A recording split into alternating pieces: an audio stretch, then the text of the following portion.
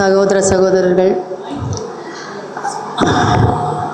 மாணவர்கள், ஆசிரியர்கள் எல்லோருக்கும் மாலை வணக்கம். 5 பைத்துக்கு நாம் சர்வசமய பிரார்த்தனை போட்டிருக்கோம். இன்னும் 2 நிமிஷம் இருக்கிறதுனால இந்த 2 நிமிஷம் அந்த 5 மணிங்கிறதுனால காந்தி உயிரை விட்டு அந்த நிமிடம் அப்படிங்கிறனால நம்ம எல்லாரும் எழுந்திருச்சு நின்று அந்த 2 நிமிடம் மௌன அஞ்சலி பண்ணலாம். நான் ஓம்னு சொல்லி ஆரம்பிக்கிறேன், அப்புறம் ஓம் சாந்திப்போ நம்ம முடிச்சுக்கலாம். அதை தொடர்ந்து நான் குழந்தைகள் வந்திருக்கிறாங்க, சர்வசமய பிரார்த்தனை பண்ணலாம். எல்லோரும் எழுந்திரிச்சு நிற்க முடியுங்க, எழுந்திரிச்சு நிற்கலாம், இல்லைன்னா உட்காந்துக்கலாம்.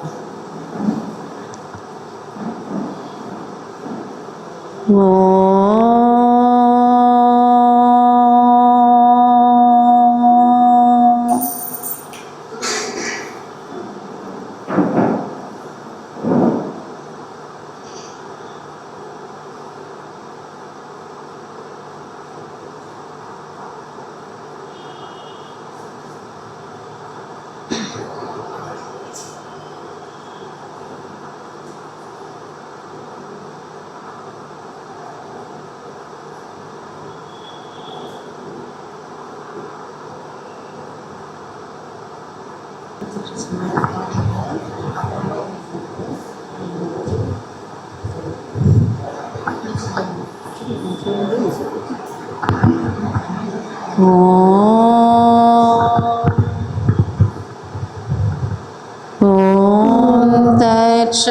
ஸ்ரீ நாராயணனே புருஷோத்தம குருநீ சித்த புத்தனே ஸ்கந்த விநாயக சவிதா பாவகனீ ब्रह्ममस्तने यौवशक्तिनि येषु पिता प्रभुनि रुद्रविष्णुनि रामकृष्णनि रहीमतावोनि वासुदेव को विश्वरूपनि सितानन्दहरिणि अद्वितीयने अकाल निर्भय आत्मलिंग शिवनी ओम तत्श्री नारायणनी पुरुषोत्तम गुरुनी.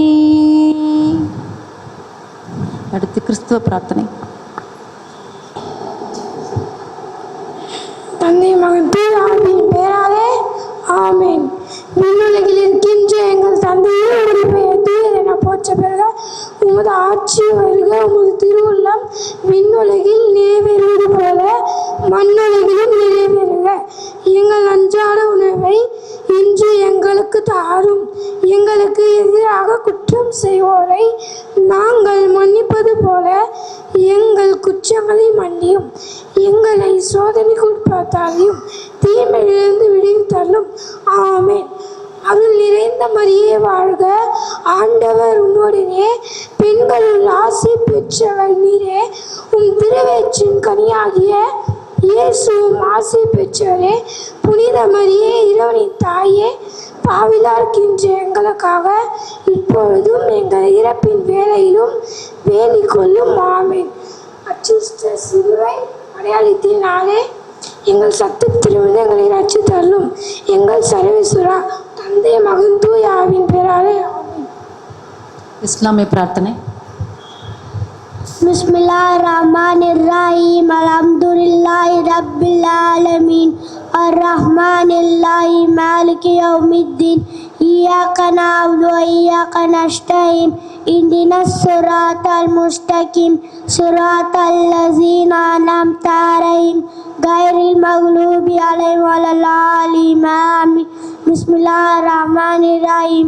Iza jaa nasrullahi wal fath ورأيت الناس يدخلون في دين الله أفواجا فاستغفر بحمدك ربك واستغفر إنه كان توابا. بسم الله الرحمن الرحيم. إنا أعطيناك الكوثر فصل لربك وانحر إن شانئك هو الأبتر. Bismillahirrahmanirrahim. Tabbat yada abi lahabi wa tab. Ma aghnaa maaluhu wa ma kasab. sayasla naaran zaata lahab wa imra'atuhu hammalatal fi jiidiha hablum min masad. Bismillahirrahmanirrahim. Qul huwallahu ahad. Allahu samad. Lam yalid wa lam yulad wa lam yakul lahu kufuwan ahad.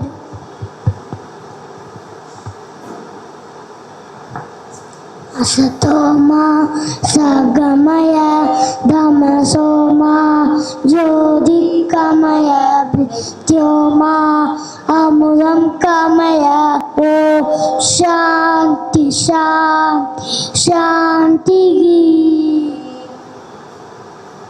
மாணவர்களுக்கு மிக்க நன்றி.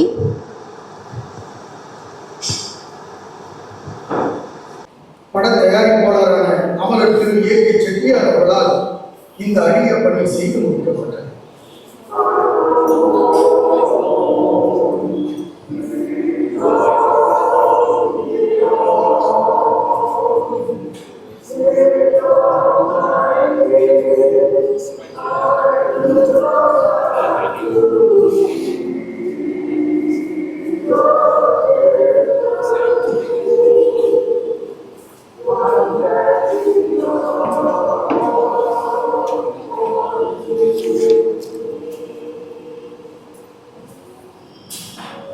மகாத்மா காந்தி வாழ்க்கை பற்றிய இந்த ஆவணப்படம் 100 ஒளிப்பதிவாளர்களின் உழைப்பில் உருவானது. இந்த படத்திற்கான படச்சுருள்களை சேகரிக்க 15 ஆண்டுகள் 1,00,000 மைல்கள் பட தயாரிப்பாளரால் பயணம் மேற்கொண்டுள்ளார். உலகின் 4 கண்டங்களில் இருந்து இப்படச்சுருள்கள் சேகரிக்கப்பட்டன. இந்த படத்தில் வரும் சில காட்சி பகுதிகள் பத்திரமாக பதுக்கி பாதுகாக்கப்பட்டிருந்தன. சில பகுதிகள் கடுமையான எதிர்ப்புகளுக்கிடையே படமாக்கப்பட்டன. சில காட்சிகள் முழுமையாகவே விடுபட்டுள்ளன. முக்கியமாக காந்தியின் இளமை கால வாழ்க்கை, அவர் உருவான அவருடைய தென்னாப்பிரிக்க வாழ்க்கை, அவர் சிறைச்சாலையில் கழித்த நாட்கள், அவர் உண்ணாநோன்பு மேற்கொண்ட நாட்கள், இவைகளெல்லாம் காண கிடைக்கவில்லை. ஆனாலும் காந்தியடிகள் தொடர்பாக கிடைத்துள்ள எல்லா நிகழ்வுகள சூழல்களையும் முழுமையான தொகுப்பாக இதனை ஏற்றுக்கொள்ளலாம்.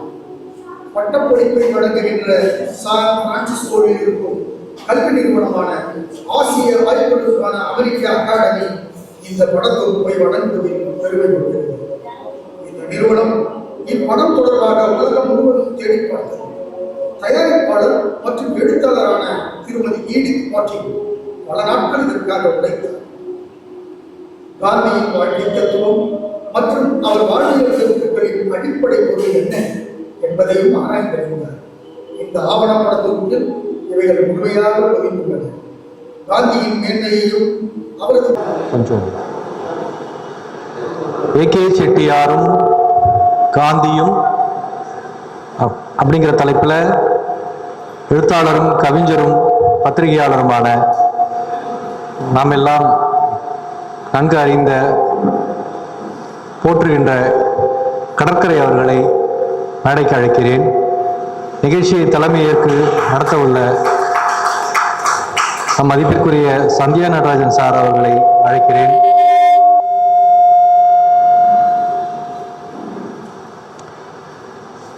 சிவலிங்கம் சார், சிவலிங்கம் சார் அவரையும் மேடைக்கு அழைக்கிறேன்.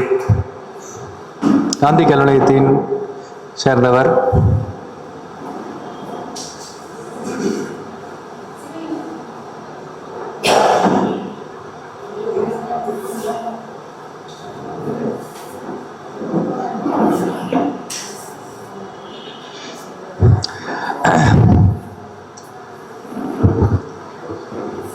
காந்தி நினைவு தினம் அப்படின்னோடனே இந்த முறை என்ன மாதிரியான நிகழ்ச்சி நடத்தலாம் அப்படின்னு யோசிச்சுட்டு இருக்கும்போது இந்த முறை நினைவுக்கு வந்தது கடற்கரை சார் தான். கடற்கரை அப்படின்னோடனே அவர் சார்ந்து அவர் செய்திருக்கிற ஆய்வுகள் இதெல்லாம் நமக்கு உடனே ஞாபகத்துக்கு வரும். பாரதியார், காந்தி, அப்புறம் ஏ.கே. செட்டியார், இந்த சப்ஜெக்ட்லாம் அவர் ஆழங்கால் பட்டவர். இது எல்லாத்தையும் உண்மையான தரவுகளுடன் மிகச்சரியான கோணத்தில் நமக்கு எடுத்து சொல்ல இன்றைக்கு இருக்கும் ஒரு அறிஞர்களில் இவர் மிக முக்கியமானவர். இந்த முறை காந்தியை பற்றி என்ன பேசலாம் அப்படின்னு யோசிக்கும் போது காந்தியும் அவரது சீடருமான ஏகே செட்டியாரும் காந்தியும் அப்படிங்கிற தலைப்பில் இவரை பேச சொல்லலாம் அப்படிங்கிற அது ஒரு அற்புதமான ஒரு உறவு. அது காந்தி ஏகே செட்டியாரை சந்திக்கவே இல்லை என்று நான் நினைக்கிறேன். ஆனால் ஏகே செட்டியார் காந்தியை பார்த்துருப்பாரு.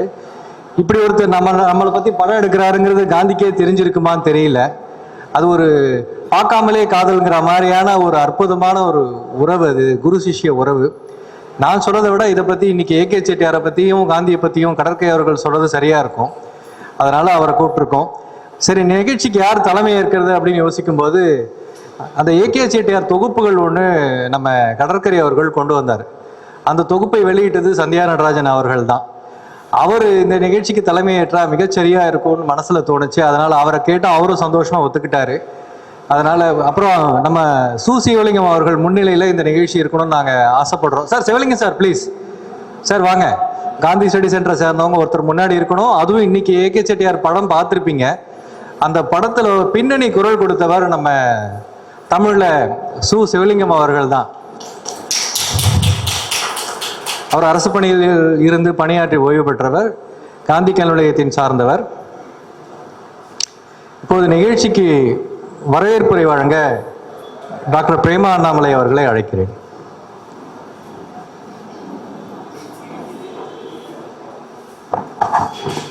இது எல்லாருக்கும் முன்னாடியே வரவேற்பு சொல்லியாச்சு, இருந்தாலும் ஒரு ஃபார்மலான வரவேற்பு. ஆனால் அந்த படம் பார்த்த பிறகு அந்த உணர்வு எல்லாருக்குமே எப்படி இருந்ததுன்னு தெரியும். நான் கடற்கரை தம்பி தான் ஏகே செட்டியார் பற்றி பேச போகிறாரு அப்படின்னு சொன்னோடனே நான் அவரை பற்றி என்ன சொல்கிறது அப்படின்ட்டு நான் நினச்சிருந்தேன். ஏன்னா அவர் நல்லா படிச்சிருக்காரு, ரொம்ப விரிவாக படிச்சிருக்காரு. எல்லாத்தையுமே எழுதுறது இந்த மாதிரி எழுத முடியுமா? நானும் ரிசர்ச் பண்ணி பிஹெச்டி டாக்டர் பட்டம் எல்லாம் வாங்கியிருக்கேன், பட் இந்த மாதிரி நான் படிக்கவே இல்லை அப்படின்னு நான் சொல்லணும்னு நினச்சிட்டு இருந்தேன். நேற்று அவர்கிட்ட பேசுகிற வரைக்கும் அவர்கிட்ட நான் தற்செயலாக ரிமைண்ட் பண்ணலாம் அப்படின்னு பண்ணேன். அப்போ அவர் சொன்னார், அவர் ஒரு ஸ்கூலில் போய் பேச போயிருக்காரு, 400 டீச்சர்ஸ்க்கு பேசியிருக்காரு. அப்போ பேசி முடிச்ச உடனே அவர் எப்படி பேசுவார் அப்படிங்கிறத நான் சொல்ல போகிறது இல்லை. ஏன்னா நான் அப்படி சொல்லலாம்னு நினச்சி தான் இப்போ மாட்டிகிட்டு இருக்கேன். அவர் கேட்டிருக்காரு நான் எப்படி பேசினேன். ஆனால் சொல்லிட்டார், நான் அற்புதமாக பேசினேன், ரொம்ப அழகாக பேசினேன், அப்படிலாம் கிடையாது. நான் என்ன பேசினேன், என்னென்ன விஷயங்கள் நான் பேசினேன் அப்படின்னு நீங்கள் எனக்கு சொல்லணும், எனக்கு வாட்ஸ்அப்பில் மெசேஜ் கொடுக்கணுன்ட்டு 400 டீச்சர்ஸ்கிட்டையும் கேட்டிருக்காரு. ஏன் அப்படின்னா ஆசிரியர் பணி அப்படிங்கிறது சாதாரணமானது கிடையாது. ஏன் இதை நான் சொல்கிறேன்னா, எங்கள் சைதாப்பேட்டையில் இருக்கிற ஆசிரியர் கல்லூரியிலேருந்து மாணவர்கள் வந்திருக்கிறாங்க, அவங்களுக்காக இது நான் சொல்கிறேன். நான் ஆசிரியர் பணி, சமூக பணி எப்படிப்பட்டதாக இருக்கணும், எப்படிப்பட்டவர்கள் அவங்க இருக்கணுங்கிறத நேற்று அவர் சொன்னார். சார் நீங்கள் நல்லா பேசுவீங்க, அப்படி பேசுவீங்கிறத நான் சொல்லவே இல்லை, நீங்கள் எப்படி பேசுவீங்கிறத அவங்களே கேட்டுக்குவாங்க. அதுக்கடுத்து சந்தியா நடராஜன் சார், எல்லாருக்குமே தெரியும், 3 பேருமே பற்றி தெரியும். இது ஒரு ஃபார்மலான ஒரு வெல்கம் அட்ரஸ் தான்.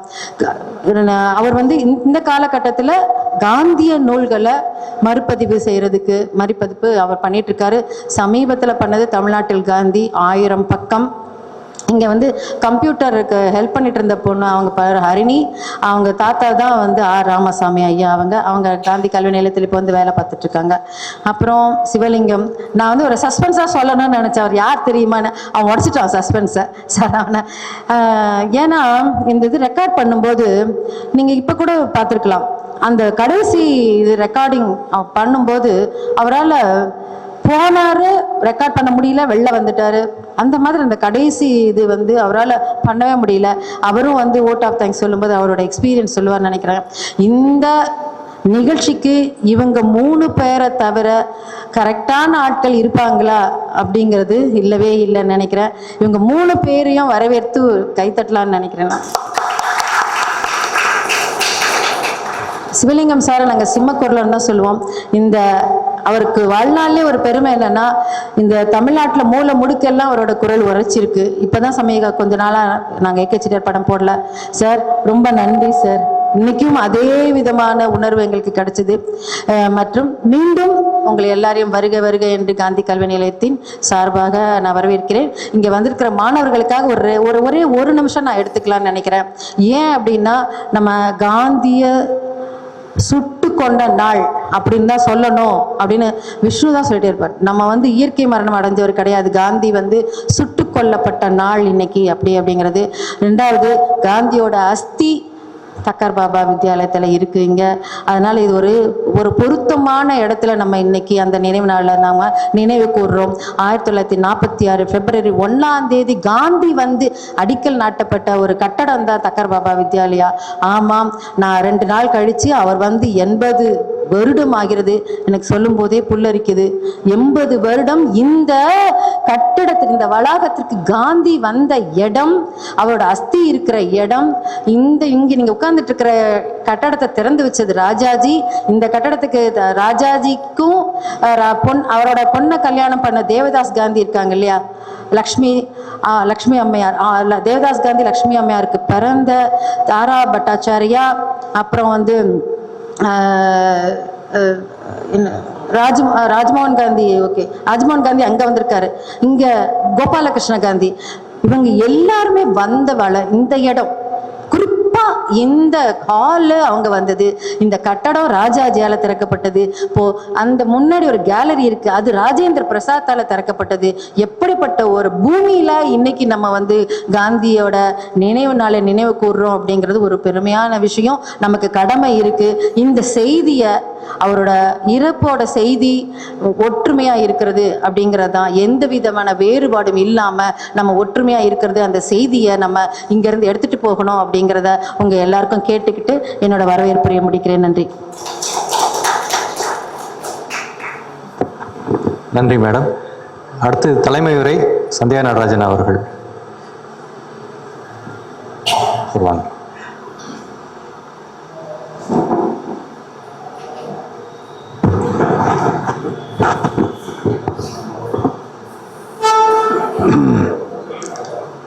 உங்கள் அனைவருக்கும் என் வணக்கம்.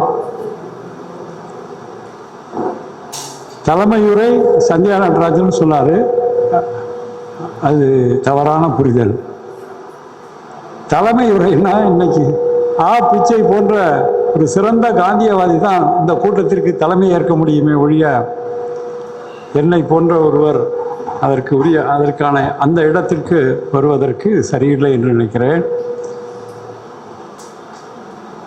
இன்னும் சொல்ல போனால் இது கடற்கரையை ஆற்றுப்படுத்துகிற உரை என்று வேண்டுமானால் சொல்லலாம். நானும் கடற்கரையும் பல முறைகள் காந்தியை பற்றியும் ஏகே செட்டியாரை பற்றியும் பேசுகிற பொழுதெல்லாம் ஒரே ஒரு இடத்தில்தான் அந்த பேச்சு வந்து முடியும். காந்திக்கும் ஏகே செட்டியாருக்கும் இருந்த நேர்மைதான் அவர்களை வழிநடத்தி சென்றது. அதை பின்பற்றுபவர்களுக்கு அந்த நேர்மையான பாதையை, அன்பின் பாதையை, அறத்தின் பாதையை தேர்ந்தெடுத்துக் கொள்கிறவர்களுக்கு அழிவில்லை என்பதுதான் அந்த பேச்சின் முடிவாக இருக்கும். இன்றைக்கு இருக்கிற அரசியல் சூழ்நிலை, இன்றைக்கு இருக்கிற சமூக சூழ்நிலை, இவற்றை எல்லாம் பார்க்கிற போது பகட்டுகளையே வசீகரிக்கும் என்ற மனநிலை மக்களிடத்தில் இருக்கிற இந்த காலகட்டத்திலும் இத்தனை பேர்கள் காந்திக்காகவும் ஏகே செட்டியாருக்கும் வந்திருக்கிறார்களே, இவர்கள்தான் இந்த சமூகத்தின் சக்திகள் என்று நான் உணர்கிறேன்.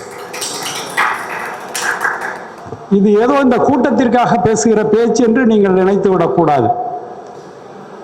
என்னை முதல் முறையாக ஏகே செட்டியாரின் படைப்புகளை எனக்கு அறிமுகப்படுத்தியவர் புதுக்கோட்டை ஞானாலய ஆய்வு நூலகத்தினுடைய இயக்குநராக இருக்கிற டோரதி கிருஷ்ணமூர்த்தியும் தான். அவர்கள் மூலமாக தான் ஏகே செட்டியார் என்ற ஒரு மாபெரும் மனிதனை என்னால் எழுத்துக்கள் மூலம் தரிசிக்க முடிந்தது. அப்பொழுதுதான் உலகம் சுற்றும் வழிவன், இந்திய பயணங்கள், சினிமா சிந்தனைகள், தமிழ்நாடு பயணக்கட்டுரை, இது போன்ற நூல்களை எல்லாம் வெளியிட்டு வந்தோம். கடற்கரை ஒரு முறை எங்கள் அலுவலகத்திற்கு வந்திருக்க பொழுது எங்கிருந்தோ தேடி ஒரு புத்தகத்தை கொண்டு வந்தார். அது பஸ் பிரயாணம் என்று ஏகே செட்டியார் எழுதிய ஒரு காண கிடைக்காத நூல். அந்த நூலிலிருந்து தான் இந்த பேச்சு தொடங்கியது. ஏகே செட்டியாரின் படைப்புகளை ஒட்டுமொத்தமாக தொகுத்து விட்டால் என்ன என்ற ஒரு பேச்சு அதன் தொடக்கமாக இருந்தது. எனக்கு தெரியும், வேறு எந்த இலக்கும் இல்லாமல், வேற எந்த எதிர்பார்ப்புகளும் இல்லாமல் தொடர்ந்து பல்வேறு நூலகங்களுக்கும் சென்னையில் இருக்கிற ஆவண காப்பகத்திலும் இடையராது உழைத்து இந்த 2000 பக்கங்களில் ஏகே செட்டியார் என்ற உருவத்திற்கு என்ற மனிதனை தமிழகத்திற்கு மீண்டும் அறிமுகப்படுத்தினார்.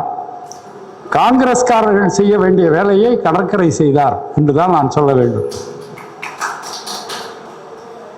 இந்த வார்த்தையை திரும்ப சொல்கிறேன். காங்கிரஸ்காரர்கள் செய்ய வேண்டிய வேலையை ஒரு தனி மனிதனாய் விருத்தாச்சலத்திலிருந்து இங்கு வந்து சினிமா கலைஞர்களை பேட்டி எடுத்து கொண்டு இருந்த கடற்கரை செய்து முடித்தார். அப்பொழுதுதான் அவருடைய பிரம்மாண்டமான உருவம் தமிழுக்கு தெரிய வந்தது. அது ஒரு சாதாரண வேலை இல்லை, எனக்கு தெரியும், ஒரு தனி மனித உழைப்பு. இது போன்ற வேலைகளை செய்வதற்கு ஆங்கில பதிப்புலகத்தில் எத்தனையோ பேர் உதவியாளர்களாக இருப்பார்கள். இவரை விட்டால், என்னை விட்டால் அவருக்கு கதி இல்லை, அவரை விட்டால் எனக்கு கதி இல்லை. அப்படித்தான் அந்த நூல் உருவாகியது. புதுக்கோட்டை ஞானாலயா நூலகத்திற்கு சென்று 2-3 நாட்கள் அங்கே தங்கி அங்கிருந்த குமரி மலர்களை எல்லாம் எடுத்து, கடற்கரையுடைய எழுத்து எறும்பை விட சின்ன எழுத்து, எனக்கு பயமா இருக்கும். ஒவ்வொரு குமரி மலர்லையும் இருக்கிற ஆர்டிகிள்ஸை அவர் ஒரு சின்ன நோட்டு புத்தகத்தில் எழுதுவார். இதை தொலைச்சிட்டாருன்னா திருப்பி வரணுமே இங்கே அப்படிங்கிற ஒரு பயம் இருக்கும். ஒன்றும் பிரச்சனை இல்லை சார், சரியா இருக்கும். அதற்கு பிறகு ரோஜா முத்தையா நூலகத்திற்கு சென்று அங்கிருந்து சில கட்டுரைகளை எடுத்தார். அவர்களுடைய விதி, அப்போதைய விதி, சற்று பழமையான பிரதிகளை போட்டோ எடுப்பதற்கோ பிரதி எடுப்பதற்கோ அனுமதி கிடையாது. கைப்பட எழுதி வந்தார். இப்படித்தான் அந்த நூல் உருவாகியது. ஒரு முறை ஜெயகாந்தன் நேர்பேச்சில் பேசியதாக கந்தசாமி சொல்லிக் கொண்டிருப்பார். கம்பனும் வள்ளுவனும் இல்லை என்றால் தமிழ்நாட்டில் என்னவாகி இருக்கும் என்று ஒரு கேள்வியை கேட்டபோது ஜெயகாந்தன் சொன்னாரா, நீ கம்பனா இருந்திருப்ப, இல்லாட்டி நான் கம்பனா இருந்திருப்பான்ப்பா, வந்து கொண்டேதான் இருப்பார்கள் என்று. அதை போலத்தான் பாரதியார் 1921 பிறந்த பாரதியாருக்கு அவர் கூட இருந்த வாரா அவருடைய சரித்திரத்தை எழுதுவதற்கு 15 ஆண்டுகளுக்கு பிறகுதான் நூல் வருகிறது. அதை போல் 83 இறந்த செட்டியாருக்கு விருதாச்சலத்திலிருந்து ஒருத்தர் வந்து 40 ஆண்டுகளுக்கு பிறகுதான் அவருக்கு ஒரு முழுமையான உருவத்தை கொடுத்திருக்கிறார். இந்த அரும்பணியை செய்திருக்க கடற்கரையை தமிழகம் பாராட்ட வேண்டும், காந்தியவாதிகள் பாராட்ட வேண்டும். இந்த பணி நடந்து கொண்டிருந்த பொழுது பார்த்தவர்களிடம் செட்டியாரை தெரிந்தவர்கள் இருக்கிறார்களா என்று கேட்பது உண்டு. அப்பொழுது ஒருவர் சொன்னார், காரைக்குடியிலே செல்வி பதிப்பகம் என்று நினைக்கிறேன், அப்படி ஒரு பதிப்பகம் இருக்கிறது, ஒரு முதியவர் இருக்கிறார், அவர் இப்பொழுதுதான் இதய சிகிச்சை செய்து கொண்டு வீட்டிலே ஓய்வில் இருக்கிறார், ஒரு கால் அவரை தொடர்பு கொண்டால் உங்களிடம் பேசுவார் என்று சொன்னார். நானும் அந்த தொலைபேசி எண்ணை வாங்கி கொண்டு இவர் சொன்ன கருத்துக்களை மனதிலே வைத்துக்கொண்டு இப்படி ஓய்வெடுத்து கொண்டு இருக்கிறவரை எப்படி பேச வைப்பது என்பதற்கு ஒரு உபாயத்தை கையாண்டேன்.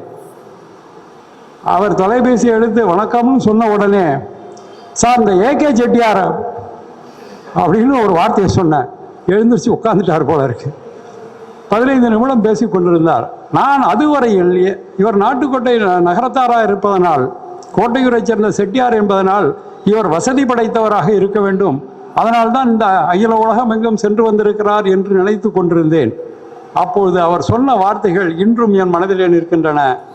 செட்டியார் ஒருவர் ஒரு 5 ரூபாய் கொடுங்கன்னு பணத்தை வாங்கிட்டு மதுரை போவார். மதுரையில் இவரை வரவேற்க டிவிஎஸ் நிறுவனத்து அதிகாரிகள் வந்திருப்பார்கள். இன்னொரு பேர் சொன்னார், அண்ணாமலை நாடோ ஏதோ ஒரு ஞாபகம், இன்சூரன்ஸ் கம்பெனி நடத்தி கொண்டிருந்தார். அவர் இவரை அழைத்து கொண்டு போய் தங்க வைப்பார். இப்படி எல்லா பிரமுகர்களும் அவரை வரவேற்க காத்திருந்தார்கள் என்று அவர் சொன்னார். இப்படி கையில் பணமில்லாத ஒருவர் காந்தி என்ற மந்திரத்தை மட்டும் ஜபித்து கொண்டு வாழ்க்கையில் எதை பற்றியும் பொருட்படுத்தாமல் 30 நாடுகளுக்கு சென்று வந்திருக்கிறார் என்று சொன்னால் அது நேர்மையின் பாதை என்பதால் அவருக்கு எளிதானது என்றுதான் நான் சொல்வேன்.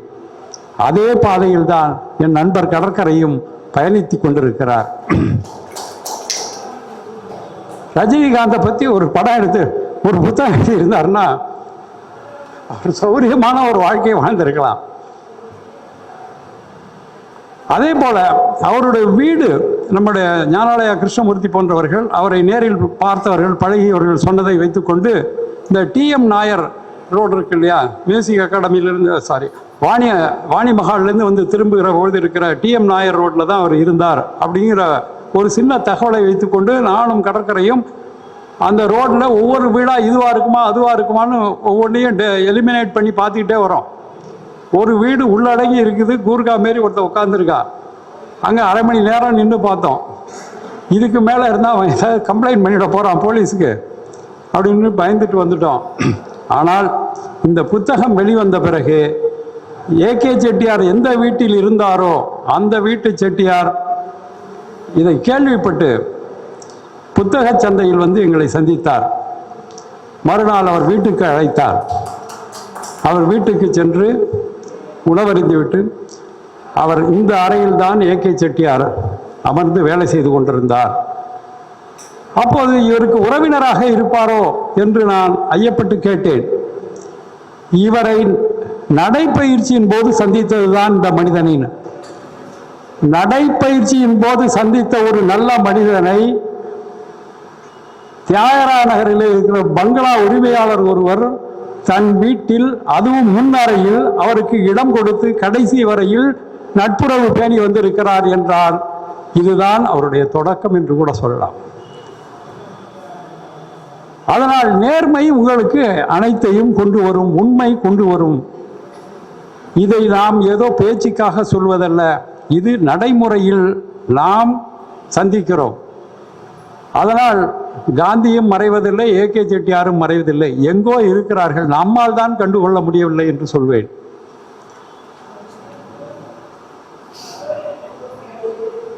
இந்த படத்தை பார்த்த பொழுது இது ஞானாலயா கிருஷ்ணமூர்த்தி கூறுவார், இது 12 மணி நேர படமாக இருந்தது. அதற்கு பிறகு அது 5 மணி நேர படமாக மாறி அது கிடைக்காமல் இப்பொழுதுதான் வந்திருக்கிறது என்று அவர் சொல்லுவார். அவர் வீட்டுக்கு அடிக்கடி செட்டியார் வந்திருக்கிறார், அவரோடு நெருங்கிய நண்பராக இருந்திருக்கிறார். இந்த 1 மணி நேர படத்தை பார்க்கிற பொழுது எனக்கு மனதிலே தோன்றியது எல்லாம், இவ்வளவு ஜன சமுத்திரத்தை பார்க்க முடிகிறது. அந்த மனிதன் ஒரு வள்ளலார் மாரி எதுக்கு உட்காந்துருக்க ஐயா மாரி ஒரு வேஷ்டியும் மேல் துண்டோட லண்டன் வரையில் போயிட்டு வர்றாரு. அந்த ஜன சமுத்திரத்திற்கு எந்த அரசாங்கமும் இந்த கூட்டத்திற்கு அனுமதி வழங்க வேண்டுமானால் இந்த நிபந்தனைகளை நீங்கள் கடைபிடிக்க வேண்டும், தண்ணீர் வைக்க வேண்டும், ஆம்புலன்ஸ் வைக்க வேண்டும் என்றெல்லாம் சொல்லவில்லை. இப்படி நிகழ்ந்திருக்கிறது வரலாற்றிலே. இன்றைக்கு இருக்கிற சூழ்நிலையோடு அதை ஒப்பிட்டு பாருங்கள். ஒரு மனிதனின் மீது வைக்கிற நம்பிக்கை காந்தியினுடைய அடையாளம். காந்தி என்பது ஒரு காந்த புலம். அந்த காந்த புலத்திலே விழுந்தவர்களில் ஒருவர் தான் ஏகே செட்டியார். அவர் பார்க்காத தலைவர் இல்லை. கடற்கரையினுடைய முன்னுரை மிக அழகாக முதல் 2 பக்கங்களை நீங்கள் படித்தால் தெரியும் அவர் எத்தனை மனிதர்களை சந்தித்து வந்திருக்கிறார்னு. இந்த படம் அமெரிக்காவிலே வெளியிடுற போது அமெரிக்க அதிபர் ஈசன்ஹோவர் உட்கார்ந்து பார்க்கிறார். பக்கத்திலே கோட்டையூரில் இருந்து வந்த செட்டியார் அமர்ந்திருக்கிறார். செல்வி பதிகம் செட்டியாரிடம் 5 ரூபாய் வாங்கி கொண்டு மதுரைக்கு போகிறவர் ஐசன்ஹோவருடைய உட்கார முடிந்தது என்பதற்கு எது வழிகாட்டி என்றால் நேர்மையும் உண்மையும் தான். அந்த நேர்மையும் உண்மை இந்த படத்தை எனக்கு இதை பார்த்து கொண்டிருக்கும் போது தோன்றிய ஒன்று. காந்தி பிறந்த நாள் கல்வி நிறுவனங்களிலே கொண்டாடப்படுகிறது, கலை நிகழ்ச்சிகள் நடத்துகிறார்கள், மகிழ்ச்சியாக இருக்கிறார்கள். ஆனால் எல்லா கல்வி நிலையங்களிலும் இந்த படத்தை மாணவர்கள் பார்த்தால் போதும், காந்தியை பற்றி பேசக்கூட வேண்டாம். இந்த படத்தை பார்த்தால் அவர்கள் அளவிலேயே உணர்ச்சி வயப்படுவார்கள், அவர்களுடைய பாதையை அவர்கள் கண்டுகொள்வார்கள். இது இந்த கோட்டையூரிலிருந்து வந்த ஒரு காந்தியை பின்பற்றிய இன்னொருவரும் இருக்கிறார், பக்கத்திலே தேவக்கோட்டையில் இருக்கிற சின்ன அண்ணாமலை. 16 வயதிலே ஒரு மாணவனாக சுதந்திர போராட்டத்தில் ஈடுபட்டு காவல் நிலையத்திலே கொண்டு வைக்கப்படுகிறார். பக்கத்தில் இருக்கிற கிராம மக்கள் அனைவரும் சேர்ந்து அந்த காவல் நிலையத்தை சூறையாடி அவரை மீட்டு விடுதலை செய்கிறார்கள். அவர் தலைமறை வாழ்க்கைக்கு போகிறார். திரும்ப திரும்ப இதை பார்க்கும்போது சின்ன அண்ணாமலை ஞாபகம் வந்து கொண்டே இருக்கும். அவர் 60 வயதிலே, அவருக்கு 60 நிறைவு விழாவிலே அவர் மீது நீர் ஊற்றுகிற போது இறந்து போன சின்ன அண்ணாமலை தன்னுடைய வாழ்நாள் முழுவதும் தான் என்ன கனவு கண்டாரோ, என்ன செய்ய வேண்டும் என்று நினைத்தாரோ அதை பற்றி மட்டுமே அவர் யோசித்து தன்னுடைய வாழ்க்கையை நடத்தி கொண்டிருந்திருக்கிறார். எந்தவித ஆசாபாசங்களும் எந்த விதமான எதிர்பார்ப்புகளும் இல்லாத, சொன்னால் நம்ப மாட்டீர்கள், ஒரு புத்தகம் அவருடைய புத்தகம் இருக்கிறது, அவருடைய வாழ்க்கையை சொல்கிற புத்தகம். எப்படியெல்லாம் இந்த மனிதர்கள் காந்தியத்தில் இருந்தவர்கள் வாழ்ந்திருக்கிறார்கள். அப்பொழுது சக்தி வை கோவிந்தனும் ஏகே செட்டியாரும் இந்த தியாகராய நகர் வழியாக பஸ்ஸில் போகிறார்கள். நம்ம நல்லி சில்க்ஸ் இருக்கிற இடத்துல ஒரு வீட்டில் டூலெட் போர்டு போட்டிருக்கு. அப்போ இந்த அண்ணாமலை வசதி இல்லாதவர். உடனே இந்த 2 பெரும் பதிப்பாளர்களும் சேர்ந்து அண்ணாமலைக்கு ஒரு பதிப்பகம் ஆரம்பித்து கொடுத்துடலாம், இங்கே ஒரு இடம் இருக்கேன்னு சொல்லி ஆரம்பித்து கொடுக்குறாங்க. அப்படிதான் தமிழ் பண்ணை பதிப்பகம் வருகிறது. ராஜாஜி போய் அவரிடம் கேட்கிறார், புத்தகம் போடுவதற்காக நீ மனைவியின் நகையிலே அடகு வைக்க மாட்டாய் என்று சத்தியம் செய்து கொடுக்கிறார். ராஜாஜியினுடைய இடம் எங்கே? தமிழகத்து மாமணிகள் காந்தியத்திலே இருந்தவர்களை மீண்டும் மீண்டும் பேச வேண்டும். இவர்களுடைய வரலாறுகள் தான் நம்முடைய இளைய சமுதாயத்திற்கான வழிகாட்டிகளாக இருக்க முடியும்.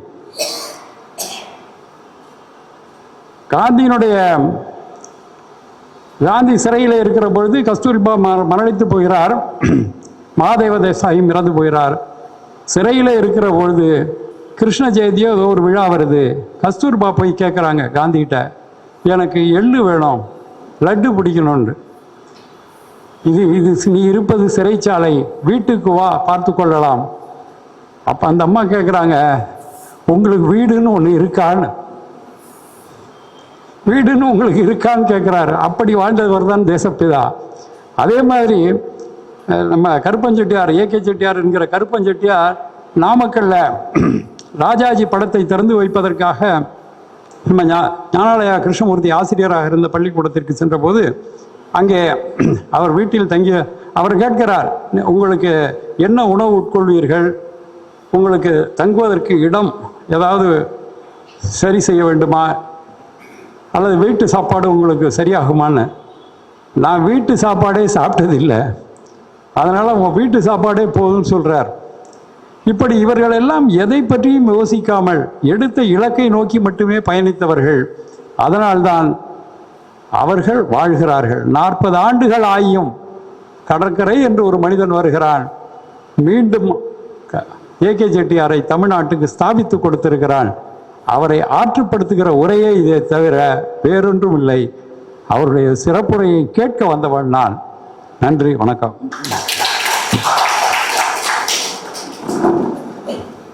நன்றி சார், ரொம்ப நன்றி. இப்போ விருந்தினர்களை கௌரவிக்கிறது நம்ம தலைமுறை ஏற்று பேசிய சந்தியா நடராஜன் அவர்களுக்கு கௌரவம் செய்ய கணேசன் சார் அவர்களை அழைக்கிறேன். அடுத்து கடற்கரை அவர்களுக்கு கௌரவம் செய்ய தனசேகரன் அவர்களை அழைக்கிறேன்.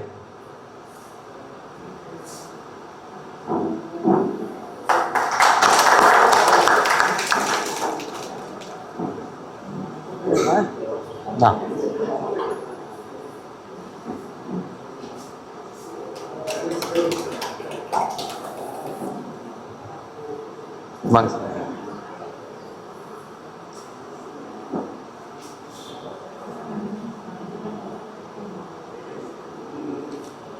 கதராடை.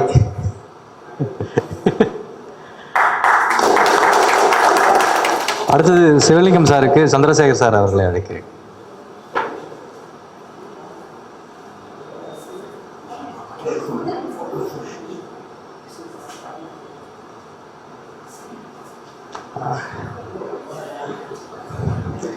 அடுத்தது இவங்கெல்லாம் இல்லாமல் நிகழ்ச்சி சிறப்பாக நடக்காது. அதனால் இங்கே வாங்க வாங்க சார், வாங்க சார்.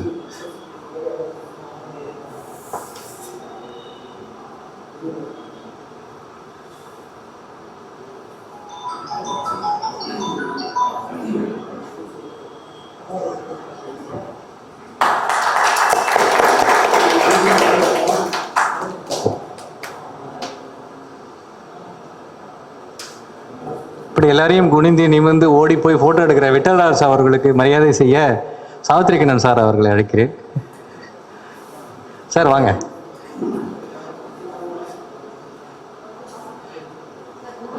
சார் உங்களுக்கு தான் முழுகிட்டீங்க தொழில. பரவாயில்ல, வாங்க. அப்படி இல்லை,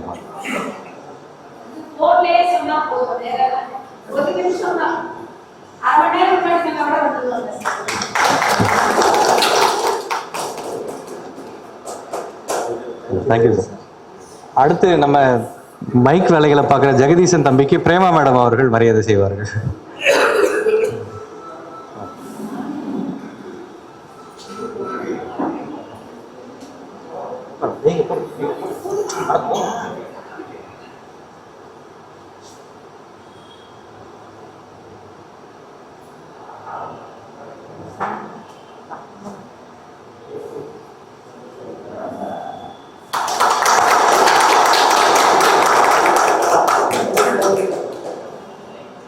தேங்க்யூ. இப்போ நாம் எல்லாரும் அவளோடு எதிர்பார்த்து கொண்டு இருக்கும் சிறப்புரை கடற்கரை அவர்களை மேடைக்கு அழைக்கிறேன்.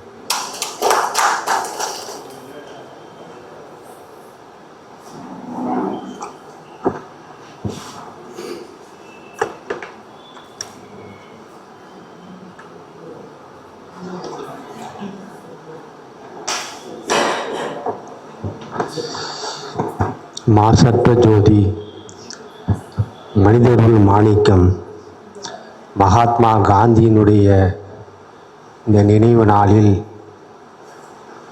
என் கண்களில் குளமாகாமல் நான் பேச வேண்டும் என்று இறைவனை வேண்டிக் கொள்கிறேன். ஏனென்றால் ஏகே செட்டியாருடைய படத்தை பார்த்த பிற்பாடு உள்ளத்தில் ஈரம் இருந்தால், உங்களுடைய நெஞ்சில் உரம் இருந்தால், உங்கள் வாழ்வில் தீரம் இருந்தால், நீங்கள் கொண்ட அன்பில் நெறி இருந்தால், உங்கள் உள்ளம் குளமாகும், கண்கள் ஈரமாகும். ஆகவே நான் இந்த கூட்டத்திற்கு ஒப்புக்கொண்ட பொழுது நான் ஒரு திட்டமிட்டு வந்தேன். எக்காரணத்தை கொண்டும் வைராகியமாக நீ அழுதுவிடக்கூடாது என்று மீண்டும் மீண்டும் எனக்கு நான் சொல்லிக்கொண்டேன். நந்தியா நடராஜன் சார் பேசுகிற பொழுது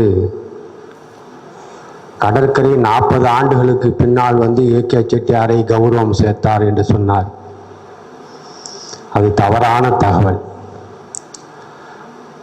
40 ஆண்டுகளுக்கு முன்னால் கௌரவமாக வாழ்ந்த ஒரு மனிதனை அவரோட கௌரவத்தோடு என்னுடைய கௌரவத்தை ஒட்டி கொள்ள முடியாதா? அந்த இடத்திலிருந்து என்னுடைய இருப்பை, அடையாளத்தை இந்த உலகுக்கு காட்டிவிட முடியாதா என்று ஒரு சுய அரிப்பில் அல்லது சுய நலத்தில் தொடங்கப்பட்ட திட்டம் அது.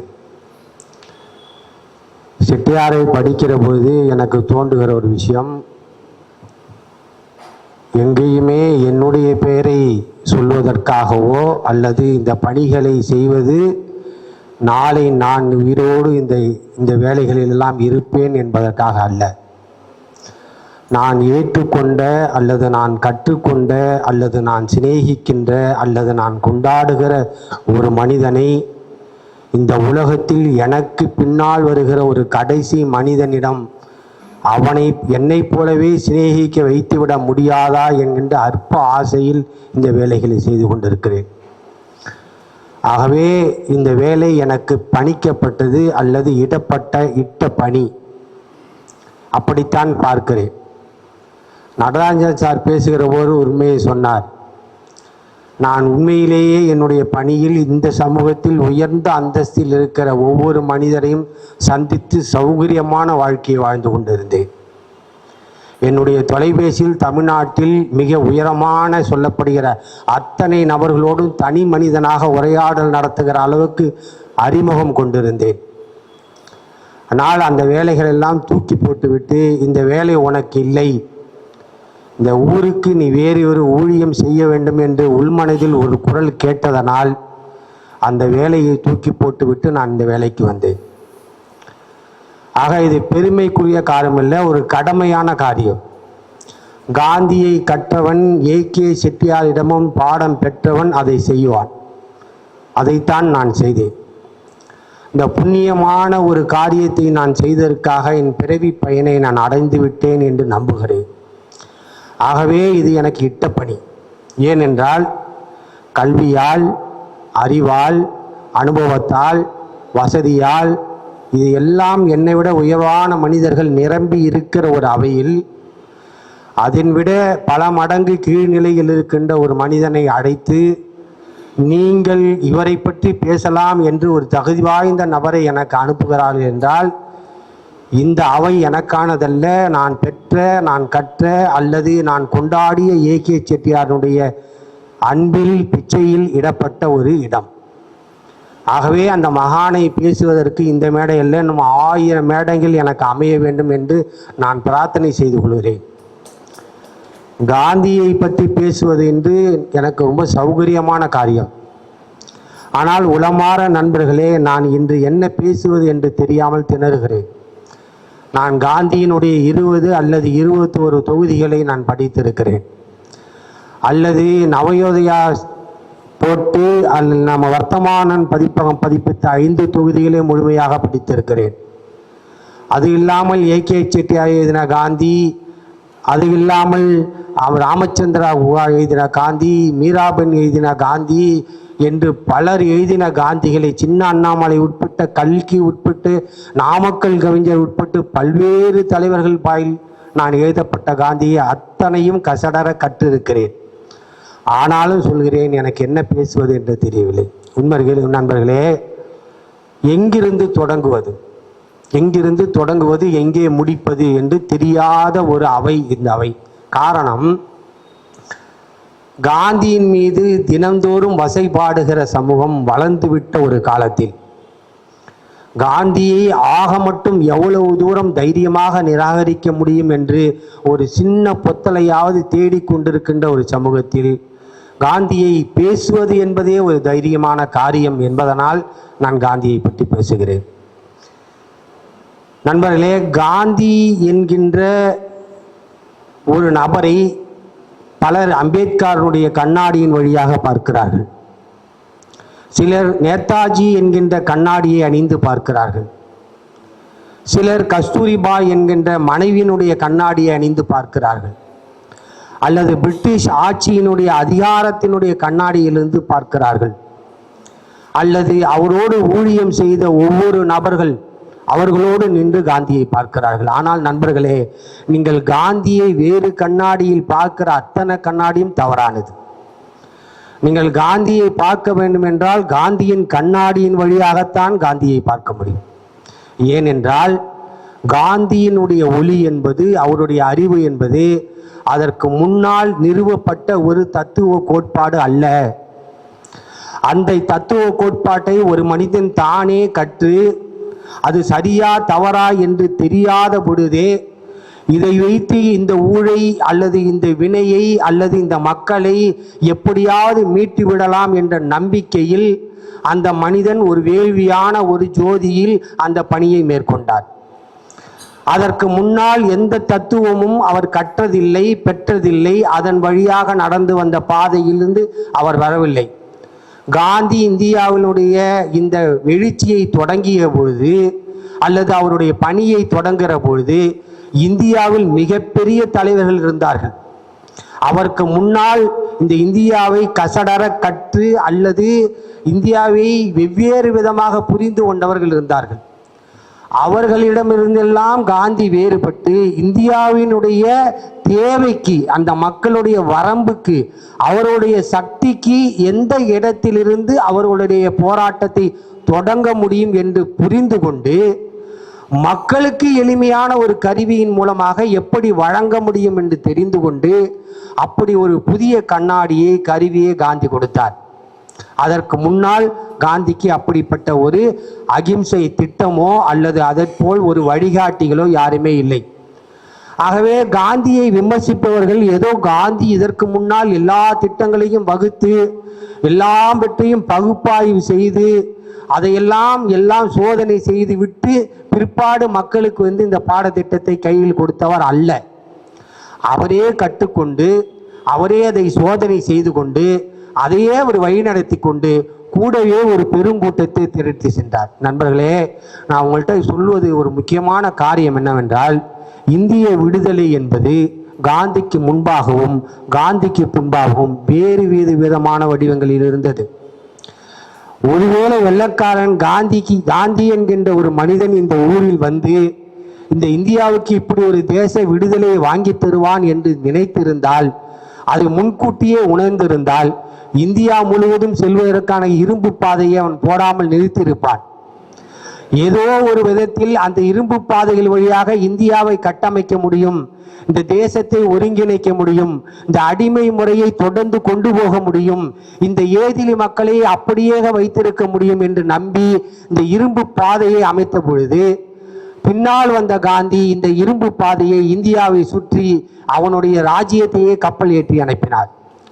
நீங்கள் இந்த ஏகே செட்டியாருடைய படத்தை பார்க்கிற பொழுது அந்த கப்பல் ஏற்றி இந்தியாவுக்கு அனுப்புகிற காட்சி கண்கொள்ளா காட்சி.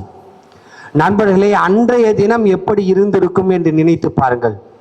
இந்தியா பல நூற்றாண்டுகளாக வெவ்வேறு வடிவங்களில், வெவ்வேறு மத கோட்பாடுகளில், வெவ்வேறு அரச முறைகளில் இந்தியா வெவ்வேறு அடிமைகளில் இருந்த ஒரு இந்தியாவை எந்த ஒரு அடிமைத்தனத்தையும் எந்த ஒரு ஆயுத முயற்சிகளையும் எதுவுமே செய்யாமல் ஒரு மனிதன் உட்கார்ந்த இடத்திலிருந்து உட்கார்ந்து கொண்டு இந்த இந்தியாவில் இருக்கின்ற கடைகோடி மனிதனை மட்டுமல்ல 3 கண்டங்களில் வாழ்ந்த மக்களை எழுப்பினார்.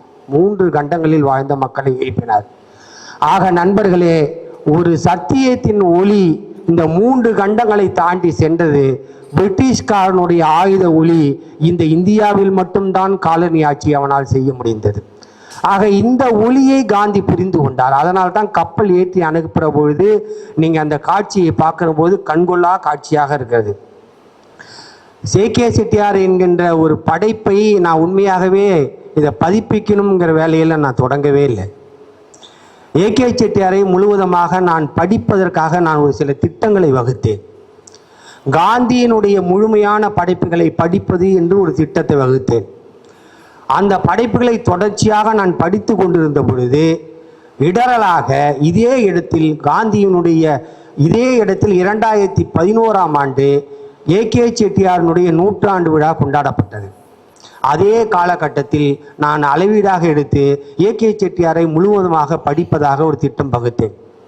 அப்படி படித்து கொஞ்சம் கொஞ்சமாக அந்த படிப்புகளை சேகாரமாகி கொண்டே இருக்கும் பொழுது எனக்கு காந்தியை விட ஒரு மிகப்பெரிய உருவம் எனக்கு கிடைத்தது.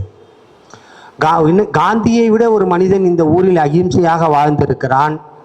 காந்தியை காட்டிலும் எந்த பொருள் மீதும் எந்த இடத்தின் மீதும் பற்று இல்லாமல் வாழ்ந்திருக்கிறான். அவன் இறந்த பிற்பாடு ஒரு கைத்தறி துண்டு கூட இந்த பூமியில் அவன் நினைவாக இல்லை என்று சொன்னால் அது ஏகே செட்டியாருக்கு மட்டும்தான். அப்படி வாழ்ந்த ஒரு அகிம்சா மூர்த்தி தன்னுடைய அடையாளமாக விட்டு போன மிகப்பெரிய அடையாளம் இந்த படம். அவர் மீண்டும் மீண்டும் இந்த படத்தை பார்க்கிற பொழுது உங்களுக்கு இந்த காந்தியினுடைய உருவம் தெரிகிறது. ஆனால் எனக்கு அதன் பின்னால் ரஷ்யா தெரிகிறது, அதன் பின்னால் எனக்கு அமெரிக்கா தெரிகிறது, அதன் பின்னால் எனக்கு ஜப்பான் தெரிகிறது. எங்கெல்லாம் காந்தியை பார்ப்பதற்காக தேடுவதற்காக ஏகே செட்டியார் தொடர்ந்து பயணித்தாரோ அந்த பாதங்கள் எனக்கு தெரிகிறது. ஆக நீங்க இந்த படத்தை பார்க்கிற பொழுது காந்தியினுடைய உருவத்தை மட்டும் நீங்கள் பார்த்தால் இந்த வரலாறு புரியாது.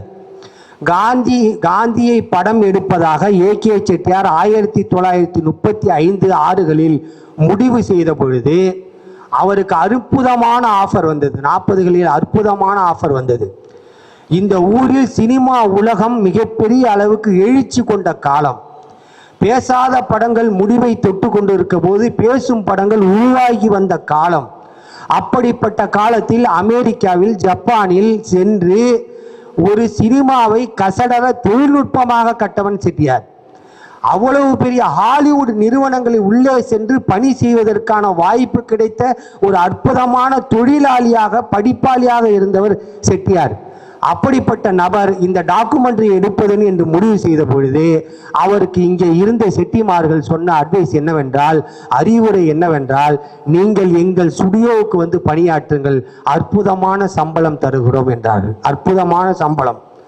நண்பர்களே, 2 நபர்கள் தமிழ்நாட்டில் இந்திய அளவில் மிகப்பெரிய ஸ்டுடியோவை கட்டி நிறுவன 2 நபர்கள் செட்டியாரை சந்தித்து இந்த ஆவணப்படம் என்பதெல்லாம் மக்கள் பார்க்க மாட்டார்கள், ஆளே இல்லாமல் யாருமே வராத ஒரு படத்தை எடுத்து இந்த நாட்டுக்கு போடுவதை விட நீங்கள் எங்கள் பகுதியில் வந்து ஒரு அழகான சினிமாவை எடுத்து கொடுங்கள், நாங்கள் உங்களுக்கு அற்புதமான வருமானத்தையும் சம்பளத்தையும் தருகிறோம் என்பது இடது கையால் தட்டிவிட்டு இந்த வேலையை செய்தவன் செட்டியார். ஆக இந்த வேலைகளை நான் படிக்கிற பொழுது நான் தேடிக்கொண்டிருந்த ஒரு மனிதனை கண்டடைந்தேன். என் ரத்தத்தில் கலந்திருந்த ஒரு உண்மைக்கு சரியான தீனியை போடுகிற ஒரு நபர் யாராவது கிடைக்க மாட்டானா என்று நான் தேடி அலைந்த போது, பஞ்ச பசியாக அறிவு பசி கொண்டு அலைந்த போது எனக்கு கிடைத்த ஒரு நபர் காந்தியின் பால் பற்று கொண்ட ஒரு நபராக செட்டியார் அறியப்பட்டார். அப்படிதான் நான் அது உள்ள வேலை போனேன். இந்த நூலை சொல்லும் போது சொன்னார், இந்த நூலை நான் செய்வதற்கான மிகப்பெரிய கௌரவத்தையும் இந்த ஒரு மரியாதையையும் நான் எப்பொழுதோ பெற்றுவிட்டேன். ஏனென்றால் இந்த செட்டியாரை நான் தொகுக்கணும்னு முடிவு பண்ணும்போது 2011 தொடர்ந்து படிக்க ஆரம்பித்தேன். படிக்க ஆரம்பிக்கும் போது எனக்கு முதலாக நான் கைப்பிரதியாக எடுத்தது பஸ் பிரயாணம் என்கின்ற கைப்பிரதி.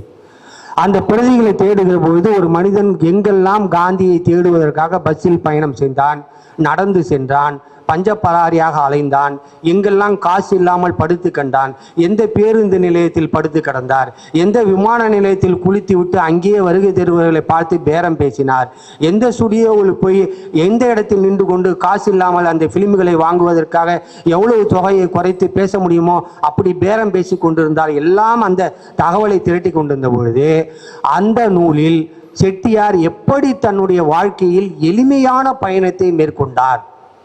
எல்லாருமே சொல்றாங்க உலகம் சுற்றும் தமிழன் அப்படின்னு ஒரு காயினேஜ்.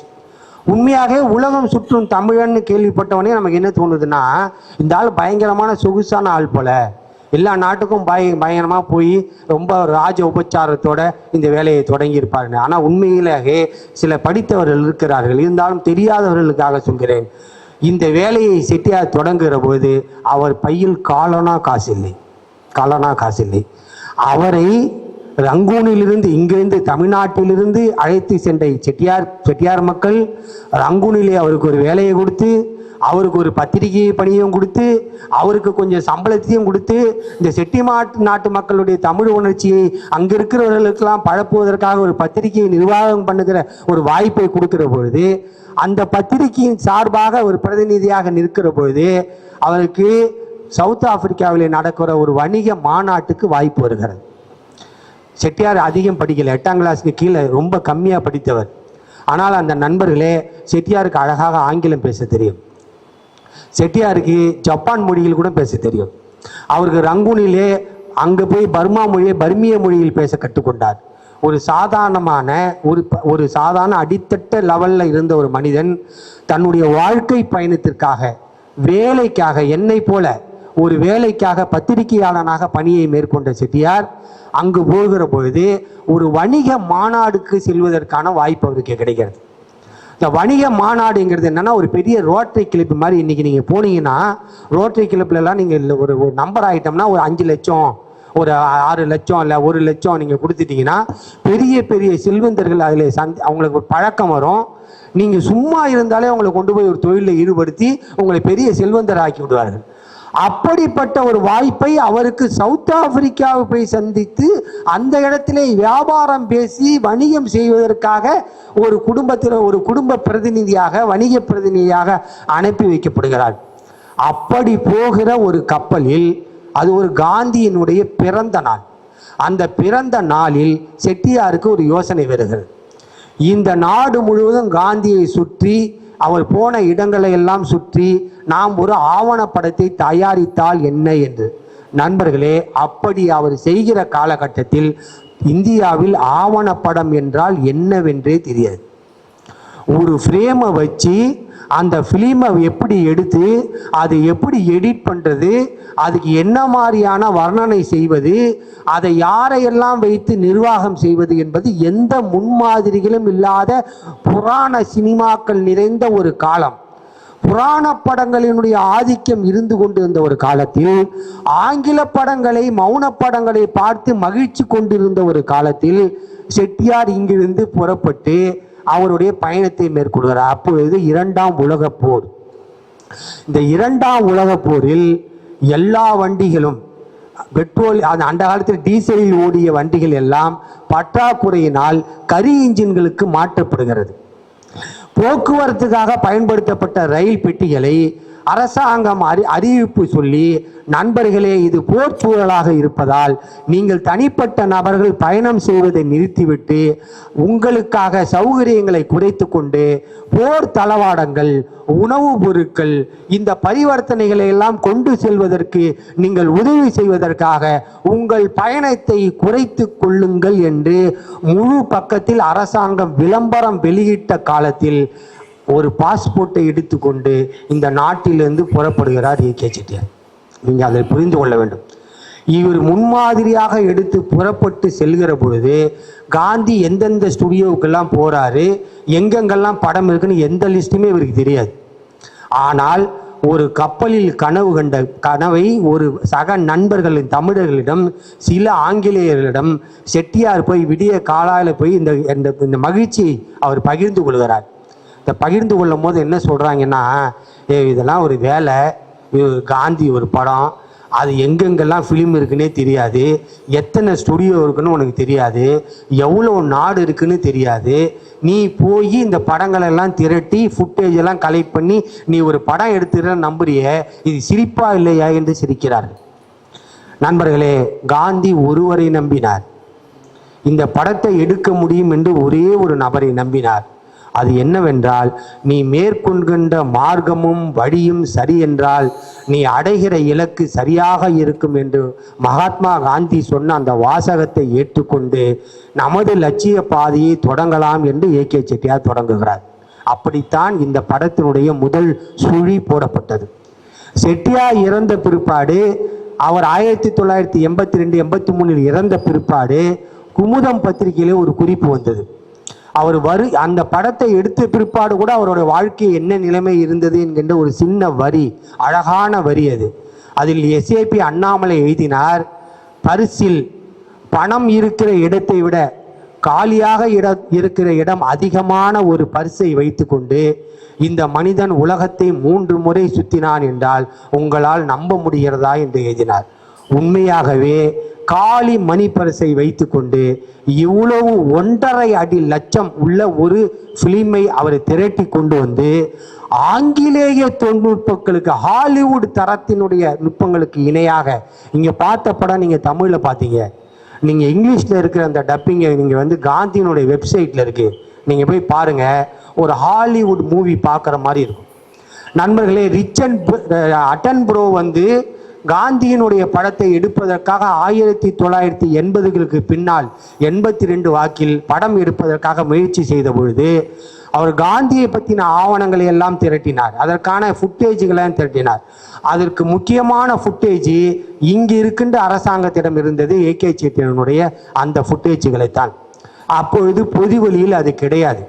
அது பொதுவெளியில் இல்லாத அந்த படங்களை காந்தி சம்பந்தமான அத்தனை படங்களை சேகரித்த படங்களை அரசாங்கத்தினுடைய வைப்பறையில் இருந்ததை, ஆவண காப்பகத்தில் இருந்ததை நான் பார்ப்பதற்காக அனுமதி கொடுங்கள் என்று இந்திரா காந்திக்கு கடிதம் எழுதினார்.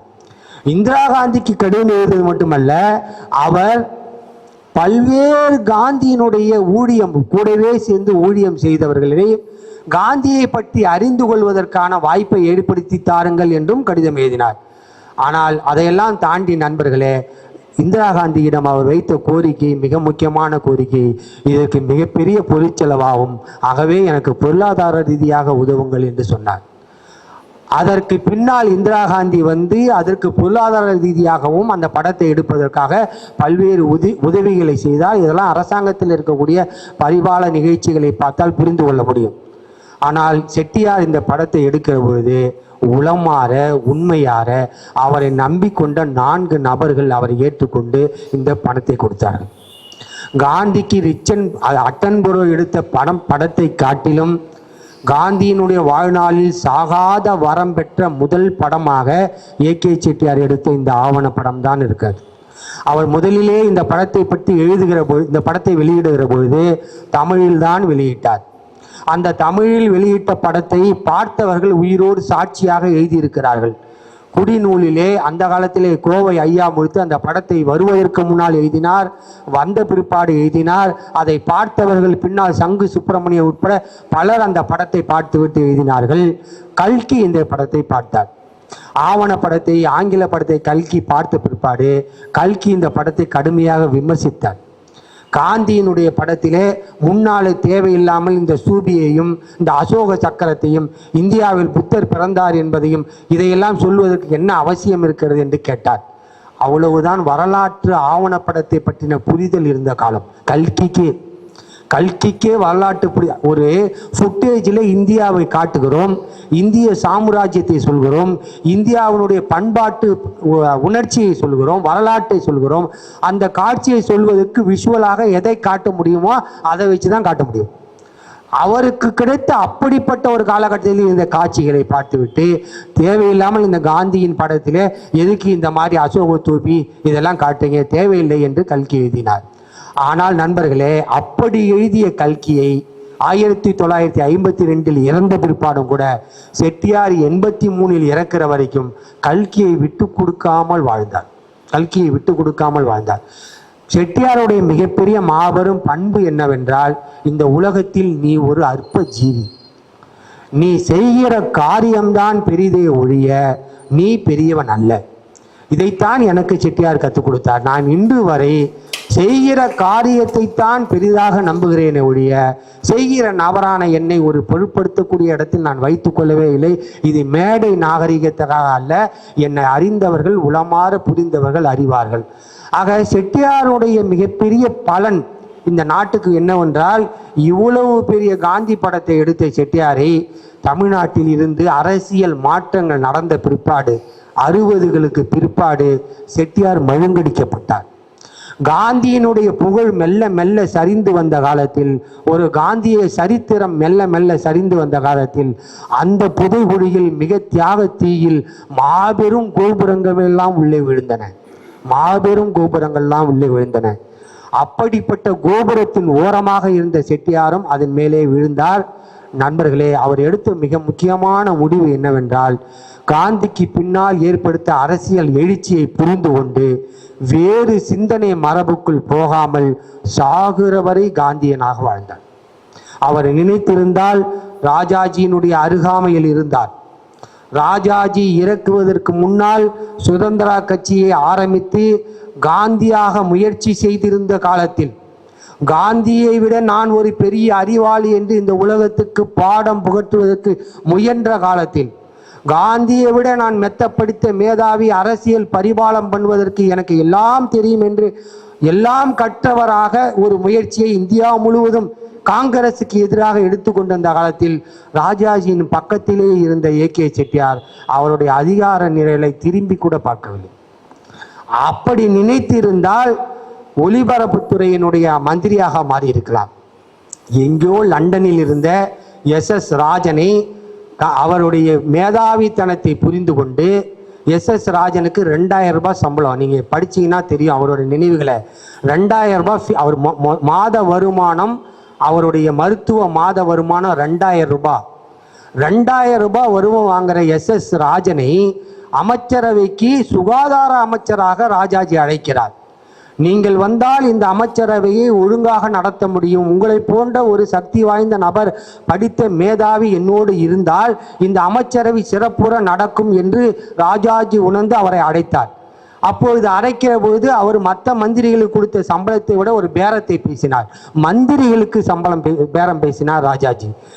அப்பொழுது 500 ரூபாய் உங்களுக்கு சம்பளம் தருகிறோம், மற்ற மந்திரிகளை விட அதிகமான சம்பளம், நீங்கள் லண்டனில் படித்து டாக்டராக இருந்தவர் என்பதனால் இந்த சம்பளத்தை 500 கொடுக்கிறதுக்கு நான் ஒப்புக்கொள்கிறேன் என்கிறார். எஸ்.எஸ். ராஜன் சொல்கிறார்.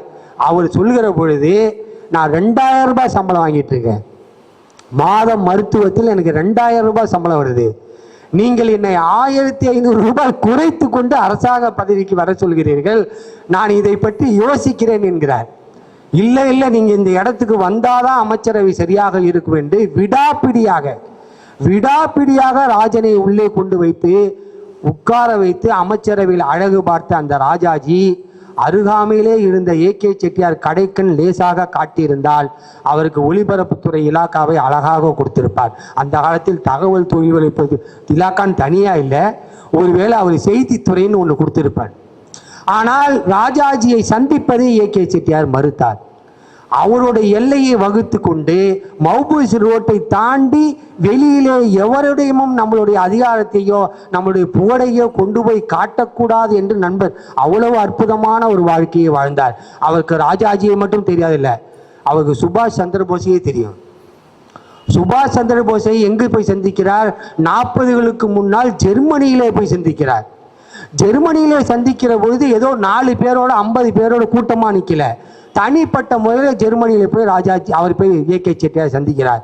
தன்னுடைய அறையை இவர் சுபாஷ் சந்திர போஸ் தன்னுடைய அறையை ஏ.கே. செட்டியாருக்கு கொடுத்து விட்டு வேறு அறைக்கு சென்று விட்டு கதவை மீண்டும் திறந்து கேட்கிறார், இந்த அறை உங்களுக்கு சௌகரியமாக இருக்கிறதா என்று. நண்பர்களே, அப்படிப்பட்ட ஒரு அதிகாரமிக்க நபராக நள்ளிரவில் சுதந்திரம் பெற்று விடிய காத்தாலே சுதந்திரத்தை இரவு கொண்டாடுகிற நேரத்தில் நேரு வீட்டில் போய் கதவை தட்டி, டெல்லியிலே என்னுடைய காந்தி படத்தை போடுகிறேன், நீங்கள் பார்க்க முடியுமா என்று கேட்கிற அளவுக்கு அவ்வளவு அருகாமையில் இருந்த செட்டியார் சாகரணிய காலத்தில் அனாதையாக செத்து போனார். யாருமே தன்னுடைய நிழலில் அதிகார மாலையை கொண்டு வைத்துவிடக் கூடாது என்று அவர் 40 ஆண்டு காலம் 1960 இதே தெருவில் டி நகரில் வாக்கிங் போய் காலை நடைப்பயிற்சி மேற்கொண்டிருந்த ஒரு நபரை அவருடைய அருமை பெருமைகளை அறிந்து கொண்ட தெய்வராயன் செட்டியார் நேரடியாக அவரோடு போய் நட்பு பாராட்டி, நீங்கள் செய்கிற காரியத்திற்கு நான் துணையாக இருக்கிறேன் என்று அவர் வீட்டுக்கு அழைத்து வந்து, இப்போ இந்த வாணி மகால் இருக்கு பாருங்க, அதுக்கு பின்னால் பெரிய காம்ப்ளெக்ஸ் ஆயிடுச்சு, அந்த வீட்டுக்கு தான் சொன்னார். நானும் அவரும் போய் டெய்லியும் பிச்சைக்காரர்களை போய் நின்று கொண்டிருந்தோம். அந்த வீட்டில் உட்கார வைத்து 60களில் அழைத்து வந்த செட்டியாரை 83 இறக்கிற வரையில் அதே அறையில் ஏசி போட்டு அற்புதமாக வாழ வைத்திருந்தார். அந்த நபரை பார்ப்பதற்காக 5 ஆண்டுகள் நான் முயற்சி செஞ்சேன். 5 ஆண்டுகள் கடைசி வரைக்கும் அவர் சந்திக்கவில்லை. நாங்கள் புத்தகத்தையே கொண்டு முடிச்சிட்டோம். புத்தகத்தை கொண்டு முடித்த பிற்பாடு இதே டி நகரில் இந்த ஸ்கூல், கவர்மெண்ட் ஸ்கூல் இருக்கு பாருங்க, அந்த திருப்பதி இதுக்கு முன்னால் ஸ்கூலில், அதில் இதே மாதிரி புக் ஃபேர் நடக்குது, திடீர் புக் ஃபேர். எங்கோ மலேசியா சிங்கப்பூரில் இருந்த தெய்வராய செட்டியார் எதேச்சியாக அந்த புத்தக கண்காட்சிக்கு இறங்கி அங்கே தேடுகிற பொழுது ஏ.கே. செட்டியாருடைய மொத்த தொகுப்பை பார்க்குறார். பார்த்துட்டு இது யார் கொண்டு வந்தான்னு கேட்குறார். இது மாதிரி என்னை சொன்னவனே என் நம்பரை எழுதி இந்த பையன் வந்தான்னா என்னை பார்க்க சொல்லுங்கன்னார். 5 ஆண்டு காலம் காணாத நான் அலைந்து கொண்டிருந்த மறாது வந்த மாமணி போல நினைத்து கொண்டிருந்த ஒரு மனிதன் 82 வயதில், தள்ளாத வயதில் அந்த நூல் கண்காட்சிக்கு கடிதம் கொடுத்த மறாநாள் காலையில் நானும் நடராஜன் அடித்து பிடிச்சிட்டு போய் வீட்டில் போய் நின்னோம். சாஷ்டாங்கமாக நான் காலில் விழுந்தேன். விழுந்த பிற்பாடு எழுந்து உட்கார வைத்து சொன்னார், ஏ.கே. செட்டியார் உயிரோடு இருந்திருந்தால் உன்னை கொண்டாடி தீர்த்திருப்பார் என்றார். என்ன காரணம் என்று நான் கேட்டேன். ஏகே செட்டியார் 1942, 44களில் அவருடைய நூல்களை பதிப்பிப்புக்காக முயற்சி செய்கிற பொழுது அமெரிக்க தரத்தில் அந்த நூல்களை வர வேண்டும் என்று நினைத்தார். அப்படித்தான் சாகிற வரைக்கும் அமெரிக்காவில் இருக்கக்கூடிய நூல்களுக்கு தரமாக தன்னுடைய நூல்களை வெளியிட்டார். அப்படி வெளியிட்ட ஒரு நபரை மிக அற்புதமாக, மிக அழகாக, கொஞ்சம் கூட கசடு இல்லாமல் நீ இதை பணியை செய்திருக்கிறார். செட்டியார் இருந்திருந்தால் உன்னை வாழ்த்தியிருப்பார் என்றார். நான் சொன்னேன், செட்டியாரே வந்து சொன்னதாக நம்புகிறேன். 40 ஆண்டுகள் அவரோடு சரி பங்காக அவருடைய சரீரத்தில் பாதியாக நின்று இந்த இடத்தை பகிர்ந்த நீங்கள் சொன்ன இந்த வார்த்தை மிகப்பெரிய வார்த்தை என்று சொன்னேன். அதுதான் எனக்கு கிடைச்ச மிகப்பெரிய கௌரவம். அதுதான் மிகப்பெரிய கௌரவம். நான் வந்து இந்த பணிக்காக நான் அடைந்த அந்த முன்கூட்டியே அடைந்து விட்ட மாபெரும் பேர் அதுதான். அவர் என்னை பார்த்த சில ஆண்டுகளில், ஒரு சில ஆண்டுகளில் மறைந்து போனார். ஒரு சில ஆண்டுகளில் மறைந்து போனார். நண்பர்களே, செட்டியாருக்கு இருந்தவங்க சாதாரண ஆள் இல்லை. நீங்கள் செட்டியாருக்காக ஒருத்தன் ஐசிஎஸ் வேலை பாம்பேயில், மகாராஷ்டிராவில் ஐசிஎஸ் வேலை பார்த்துட்டு இருந்தவன் இந்த வேலையே வேணாண்டான்னு விட்டுட்டு கடைசி வரைக்கும் செட்டியார் காலனிகளில் உட்கார்ந்திருந்தார். வி கிரி, மிகப்பெரிய ஆட்கள், ராதாகிருஷ்ணன், நீங்கள் இதெல்லாம் கூட தமிழ்நாட்டில் கூட இந்தியாவில் கூட மன்னிச்சு விடுங்க. காந்தி எங்கெல்லாம் போய் யாரையெல்லாம் சந்தித்தாரோ அத்தனை மனிதனையும் பார்த்தார். உலக புகழ்பெற்ற லூயி பிரஷர் வீட்டிலே போய் தங்கினார். அவர் மனைவியிடம் பேசினார். லூயி பிரஷருடன் நேரடியாக பேசினார். லூயி பிரஷருடைய கருத்துக்களை, காந்தியை பற்றிய கருத்துக்களை கேட்டறிந்து கொண்டு வந்தார். அவர் யார்?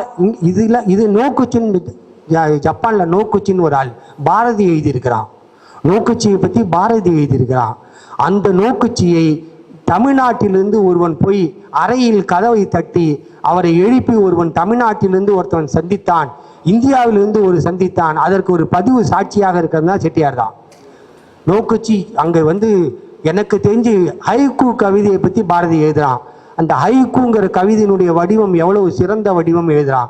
எழுதிட்டு சொல்றான், இந்த ஹைக்கூ என்கின்ற வடிவத்திற்கு மிக முக்கியமான பாங்கு இருக்கிறது. அந்த பாங்கினால் தான் அந்த கவிதை மேல் வருகிறது. அப்படிப்பட்ட ஒரு பாங்குடையவராக நோக்குச்சி என்பவர் எழுதி கொண்டிருக்கிறான்னு காந்தி எழுதுறார், பாரதி எழுதுகிறார்.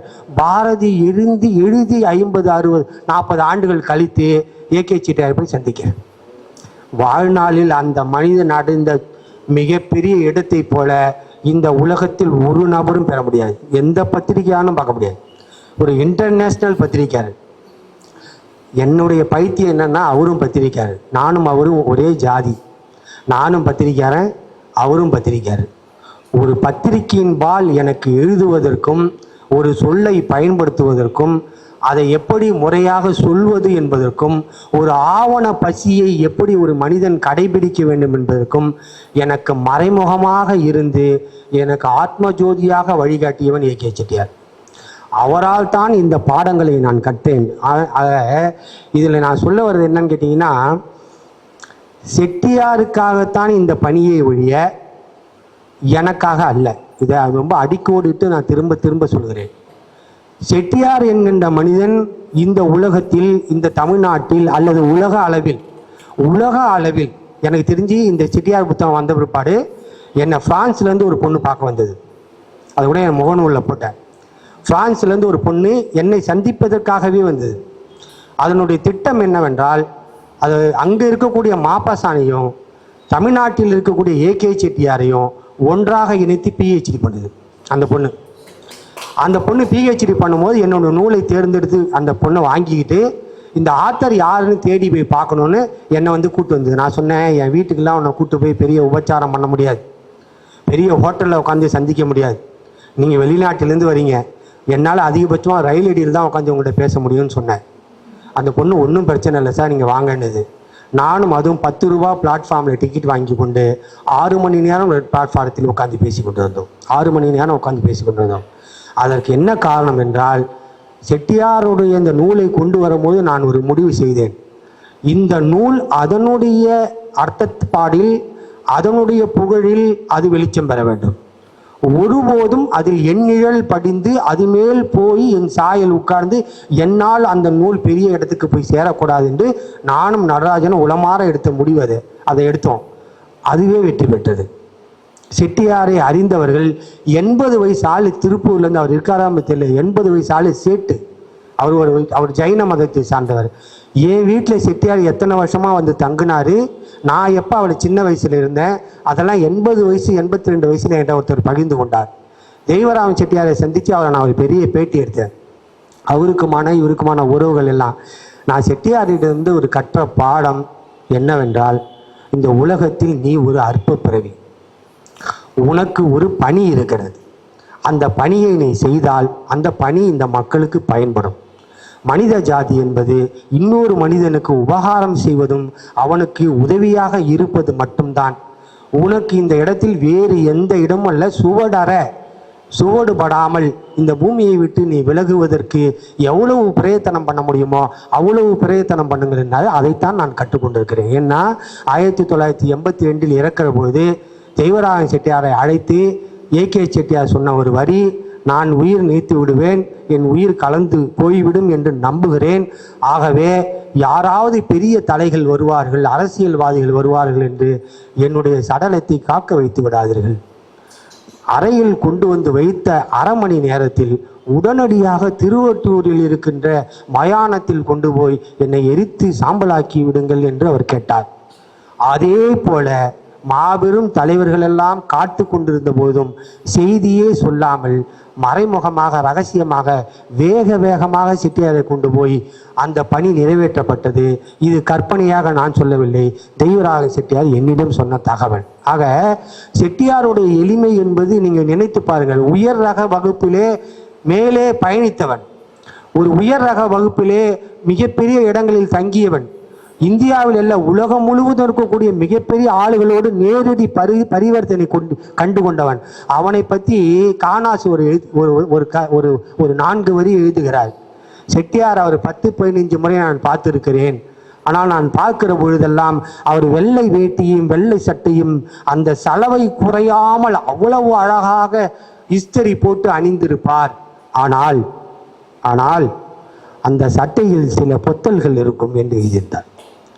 அந்த பொட்டல்களை நான் பார்க்கிற பொழுது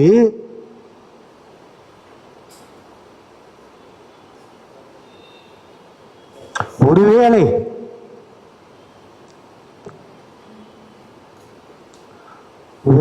நான் அதை பார்த்து விட்டேன் என்று தெரிந்தால் செட்டியார் நகைச்சுவையாக சொல்வார்,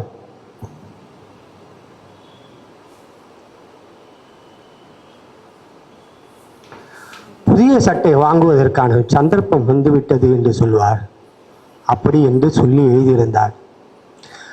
அவர் நினைத்த புதிய சட்டை நான் தான். மனித ரூபத்தில் நடகாடுகிற இந்த புதிய சட்டை அவருக்காக இறுதி வரை ஊழியம் செய்யும் என்று சொல்லி விடைபெறுகிறேன். நன்றி, வணக்கம்.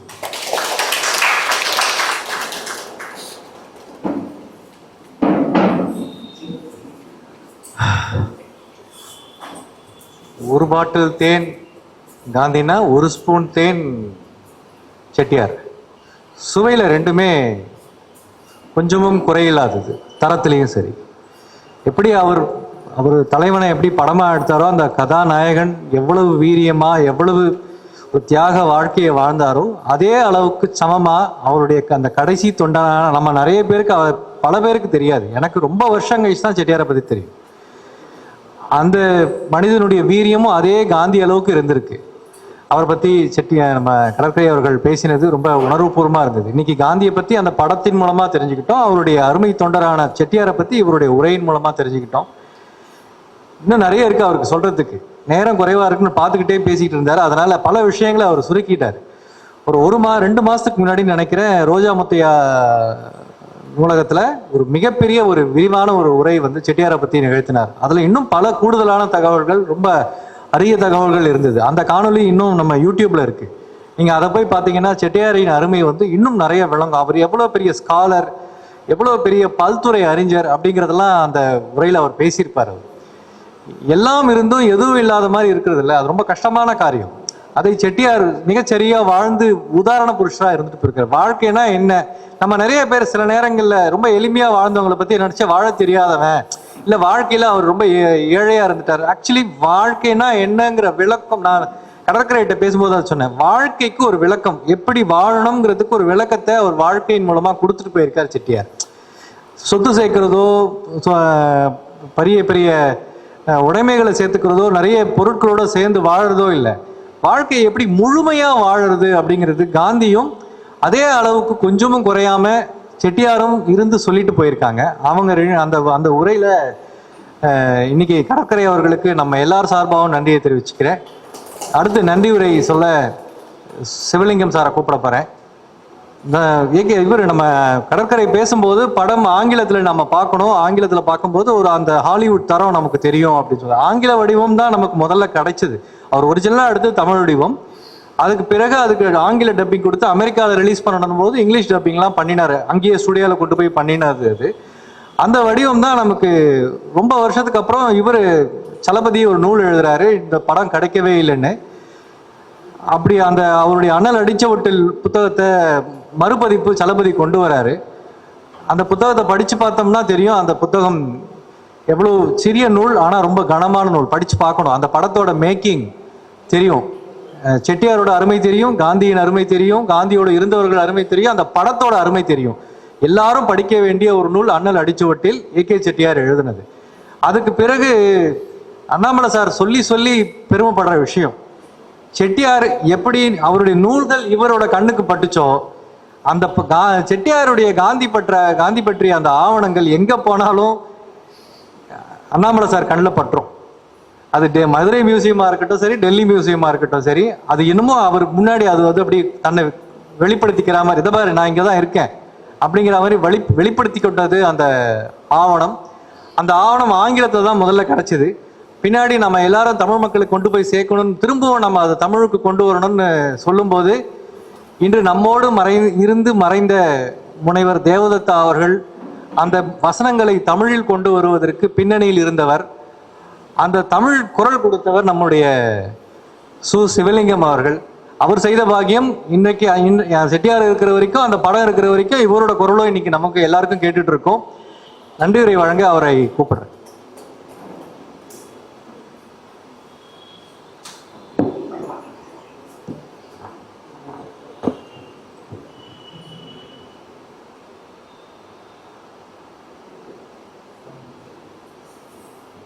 மகாத்மா காந்தியடிகளுடைய நினைவை போற்றுகிற இந்த நிகழ்வு உணர்ச்சியும் நெகிழ்ச்சியுமாக சென்று கொண்டிருக்கிறது. ஒரு இறுதிக்கு வந்திருக்கிறோம். நிகழ்ச்சி முழுதுமே எல்லோருடைய மனமும் ஒரு உணர்ச்சி பிழம்பாகவும் நெகிழ்ச்சி அடைந்தும் இப்படியெல்லாம் ஒரு மனித வாழ்க்கை இருந்திருக்கிறது. அந்த நினைவு அலைகளில் நாம் மூழ்குவதற்கான ஒரு நேரத்தை இன்று நமக்கு கிடைத்திருக்கிறதே என்று நமக்குள்ளே எண்ணக்கூடிய அளவில் இருந்திருக்கிறது. இங்கே இருக்கக்கூடிய அனைவருமே பல்வேறு நிலைகளில் இருந்து வந்துள்ள எழுத்தாளர்கள், பேச்சாளர்கள், காந்தியை பற்றி சிந்திக்கிறவர்கள், மாணவர்களிலே ஆசிரியர் மாணவர்கள். ஏனென்றால் எதிர்காலத்திலே மாணவர்கள் ஆசிரியர் கல்லூரியில் இருந்து வந்திருக்கிறார்கள். இங்கு தமிழ்நாடு அரசு உயர்கல்வித்துறையில் இருந்தெல்லாம் அவர்கள் எல்லாம் அதை படிக்கிறார். அப்படிப்பட்ட ஒரு உயர்ந்த நிலையில் இருந்து மிக தீவிரமாக தங்களை இந்த சமுதாயத்திற்கான சிந்தனையை கொடுப்பவர்களாக இருக்கிறவர்கள் எல்லாம் இங்கே இருக்கிறார்கள்.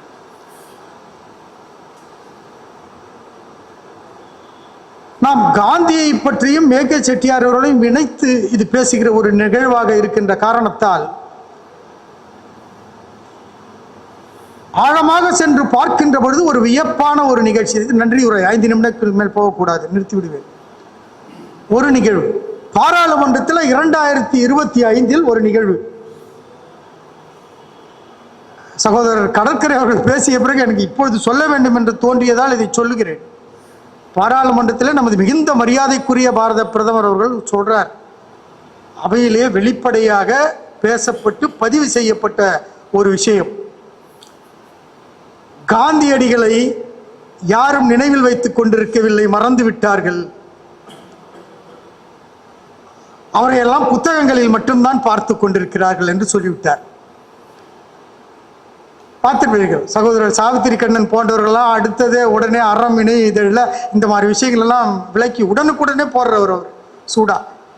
அதே போன்றுதான் இந்த விஷயம், இந்த ஒரு குறிப்பிட்ட கருத்து தொடர்ந்து வந்த நாட்களிலே பாராளுமன்றத்திலே வெடித்து சிதறியது.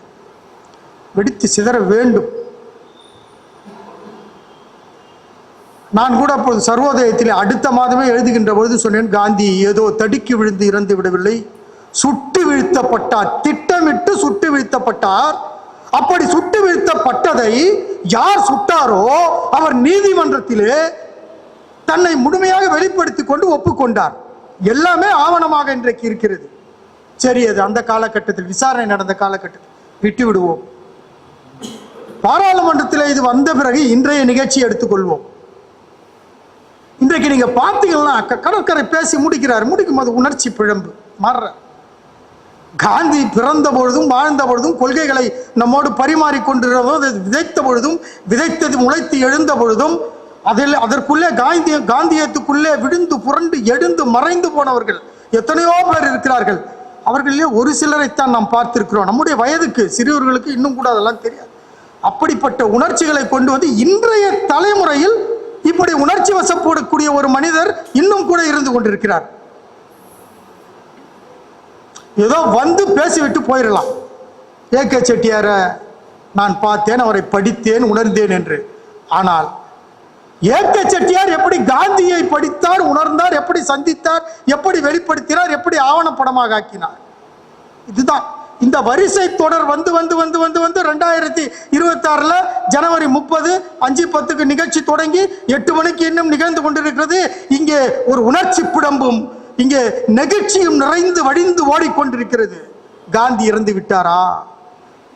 என் கேள்வி இதுதான். காந்தியை பார்த்து 27 வயதுல சிந்திக்கிறார் ஏகே செட்டியார். அவர் சொன்ன மாதிரி கப்பல்ல போகும்போது அந்த அக்டோபர் 2 அவருக்கு அந்த சிந்தனை வருது.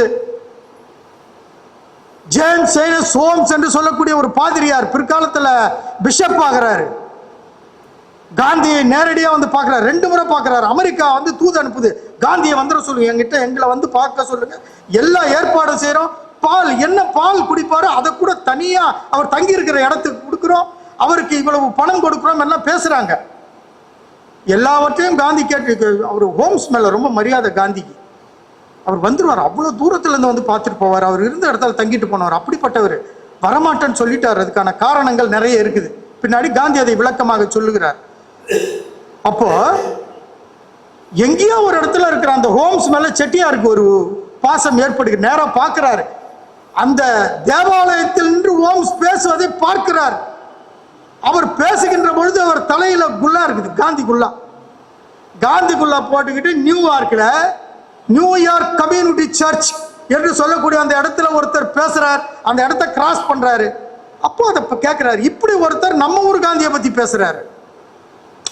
ஃபயர் எங்க வேணாலும் வரும், அந்த நெருப்பு இப்படி அக்னி குஞ்சு இருக்குது, அது எங்க வேணாலும் பற்றி எரிய முடியும். அந்த மாதிரி அது அன்று தொடங்கி அந்த இளைஞனுக்கு. அதனால்தான் நாங்கெல்லாம் வெளியில போய் மாணவர்களுக்கும் பல்கலைக்கழகங்களிலும் பேசுகின்ற பொழுது காந்தியத்தை சொல்லுகின்ற பொழுது நான் என்னை பொறுத்தவரை ஒரு விஷயத்தில் உறுதியாக இருக்கிறேன். அது என்னன்னா, காந்தி இளைஞர் என்ற கோணத்திலிருந்து தான் பார்க்க வேண்டும். தடி ஊன்றிய ஒரு மூத்த வயதானவராக பார்க்காதீர்கள். ஏனென்றால் 27 வயது அவர் சென்னைக்கு வந்த பொழுது அவர் ஒரு தலைவனாகத்தான் வருகிறார். தென்னாப்பிரிக்காவில் வாழ்கின்ற இந்தியர்களுக்கான தலைவராகத்தான் வராரு. எல்லாரையும் பார்க்கிறார், பேசுகிறார், ஆய்வு நடத்துகிறார், போகிறார். அதற்கு பிறகு படிப்படியாக அவருடைய பரிமாண வளர்ச்சி வந்து விட்டது. சரி, இன்றைக்கு காந்தி உயிரோடு இருந்து வாழ்ந்து கொண்டிருப்பார்கள் சாட்சிகளாகத்தான் நாமெல்லாம் இருக்கிறோம். நாமெல்லாம் விழுந்து விடவில்லை. அதை பற்றி பேசுகிறோம், ஆய்வு செய்கிறோம். ஆய்வு நூல்கள் எல்லாம் வருகின்றன. அவரை போன்ற இளைஞர்கள் எல்லாம் சான்றிதழ் கல்வி படிப்பதற்காக நிறைய பேர் இங்க வந்திருக்காங்க, படிச்சுட்டு இருக்காங்க. 100 பேர் படிக்கிறாங்க. இப்படிப்பட்ட ஒரு இடமாக இந்த நெகிழ்ச்சி மிக்க இடமாக இருக்கிறது. பாராளுமன்றத்திலே இன்று வரைக்கும் அதிர்வுகளை ஏற்படுத்தக்கூடிய ஒரு மனிதராகத்தான் காந்தி இருக்கிறார். அதைத்தான் பார்க்க வேண்டும். இது வந்து 2 நாள் 3 நாள் பேசிட்டு மறைந்து போகிற விஷயமாக இல்லை. அதுதான் அங்க சிக்கலே. அவர் உயிரோடு இல்லை, படமா இருக்கிறாரு, விட்டுட்டு போகலாம்ல. ஏன் சில ஆண்டுகளுக்கு முன்னாடி அவரை பிடிக்காத ஒரு மாற்றுக் கட்சியை சேர்ந்த ஒருவர் அவருடைய படத்தை வைத்து சுடுகிறார். உண்மையான துப்பாக்கியில சுட்டாங்க. உண்மையான துப்பாக்கியால காந்தியோட படத்தை வச்சு ஒரு 10 பேர் நின்றுட்டு சுட்டார்கள். அது பெரிய விரிவாக பேசப்பட்டது. சுட்டவருக்கு எதிராக எந்த கருத்தும் வடநாட்டில் வரல. இங்கதான் ஒரு சிலர் எழுதினோம். அதை இதுதான் எவ்வளவு அவலட்சணமான ஒரு நிலைமை, அவலமான நிலைமை. ஆக காந்தி எல்லா காலகட்டங்களிலும் அவர் வாழ்ந்து கொண்டிருப்பதற்கு அவர் சுடப்பட்டதும் ஒரு காரணம். எல்லா காலகட்டங்களிலும் அவர் வாழ்ந்து கொண்டிருப்பதற்கு அவர் விதைத்து விட்டு போன இளைஞர்களிடையே அவர் விதைத்து விட்டு போன அந்த விதை இருக்கிறது. பல்வேறு வடிவங்களிலே பெருக்கெடுத்து இருக்கக்கூடிய ஆலமரமாக விருட்சமாக வளர்ந்திருக்கக்கூடிய அந்த விதை இருக்கிறது. அதுதான் இன்றைக்கு இங்கே நம்ம எல்லாம் இணைத்திருக்கிறது. அப்படிப்பட்ட ஒரு உணர்ச்சியும் நெகிழ்ச்சியும் நிறைந்த ஒரு அரங்கமாக இந்த அரங்கம் இங்கே இருக்கிறது. உண்மையிலேயே நான் மகிழ்ச்சி அடைகிறேன். அடுத்த தலைமுறைக்கான ஒரு காந்தியை கொண்டு செல்லக்கூடிய இந்த பணியிலே காந்தி கல்வி நிலையமும் நாமும் இணைந்து இங்கே பணி செய்து கொண்டிருக்கிறோம். இப்படிப்பட்ட ஒரு நினைவு நிகழ்ச்சிக்கு நிறைய சான்றோர் பெருமக்கள் எல்லாம் இங்கே வந்திருக்கிறீர்கள். மரியாதைக்குரிய எழுத்தாளர் சந்தியான் ராஜன் அவர்கள் இங்கே வந்திருந்து தலைமை உரையாற்றி சிறப்பு செய்தார். அவருக்கு நம்முடைய அமைப்பின் சார்பாக நன்றியை தெரிவித்துக் கொள்கிறோம். மரியாதைக்குரிய சகோதரர் கடற்கரை மத்தவிழா சங்கரம் அவர்கள் அவருடைய உரையை மிகுந்த நெகிழ்ச்சியோடு வழங்கியிருக்கிறார். இதுதான் கடத்தப்பட வேண்டியது. அடுத்த தலைமுறைக்கு இந்த உணர்ச்சியும் நிகழ்ச்சியும் தான் செல்ல வேண்டும். அப்பொழுதுதான் இடைவிடாது இன்றைக்கு இருக்கிற இந்தியாவில் பல்வேறு விதமான சிக்கல்களுக்கு இடையிலும் அந்த அமைதியும் அந்த சகோதர நட்புணர்வும் வளர முடியும். அவருக்கு நம்முடைய நன்றியை பகிர்ந்து கொள்கிறோம். அடுத்ததாக இந்த நிகழ்ச்சியை ஏற்பாடு செய்து காந்தி கல்வி நிலையம் நடத்தி கொண்டிருக்கிறது. இந்த அமைப்புக்கு இந்த நிகழ்ச்சிக்கு பல்வேறு எழுத்தாளர் பெருமக்களும் மூத்த பேச்சாளர்களும் மாணவர்களும் வந்திருக்கிறீர்கள். நம்ம தம்பி ஒளிப்பதிவுக்கு உதவி செய்து கொண்டிருக்கிறார். ஒளிப்படங்களை எடுத்துக்கொண்டிருக்கிறார்கள்.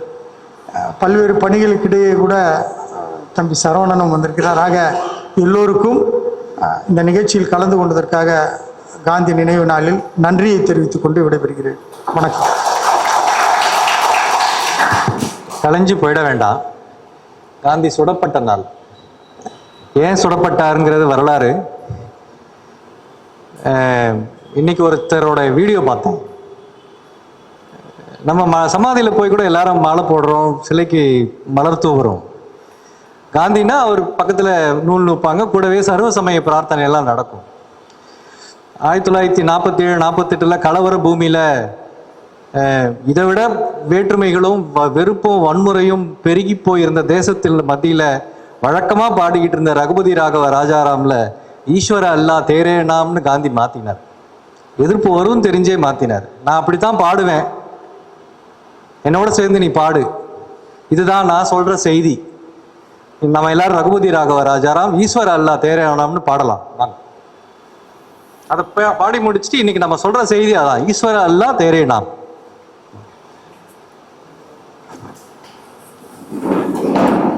रघुपति राघव राजा राम पतित पावन सीताराम। रघुपति राघव राजा राम पतित पावन सीताराम। रघुपति राघव राजा राम पतित पावन सीताराम। ईश्वर अल्लाह तेरे नाम सबको सन्मति दे भगवान। ईश्वर अल्लाह तेरे नाम सबको सन्मति दे भगवान। ईश्वर अल्लाह तेरे नाम सबको सन्मति दे भगवान। भज मन प्यारे राम रहीम, भज मन प्यारे कृष्ण करीम। भज मन प्यारे राम रहीम, भज मन प्यारे कृष्ण करीम। भज मन प्यारे राम रहीम, भज मन प्यारे कृष्ण करीम। राम राम जय राजा राम, राम राम जय सीताराम। राम राम जय राजा राम, राम राम जय सीताराम, राम राम जय राजा राम, राम राम जय सीताराम, रघुपति राघव राजा राम, पतित पावन सीताराम. ஈஸ்வர அல்ல தயாரான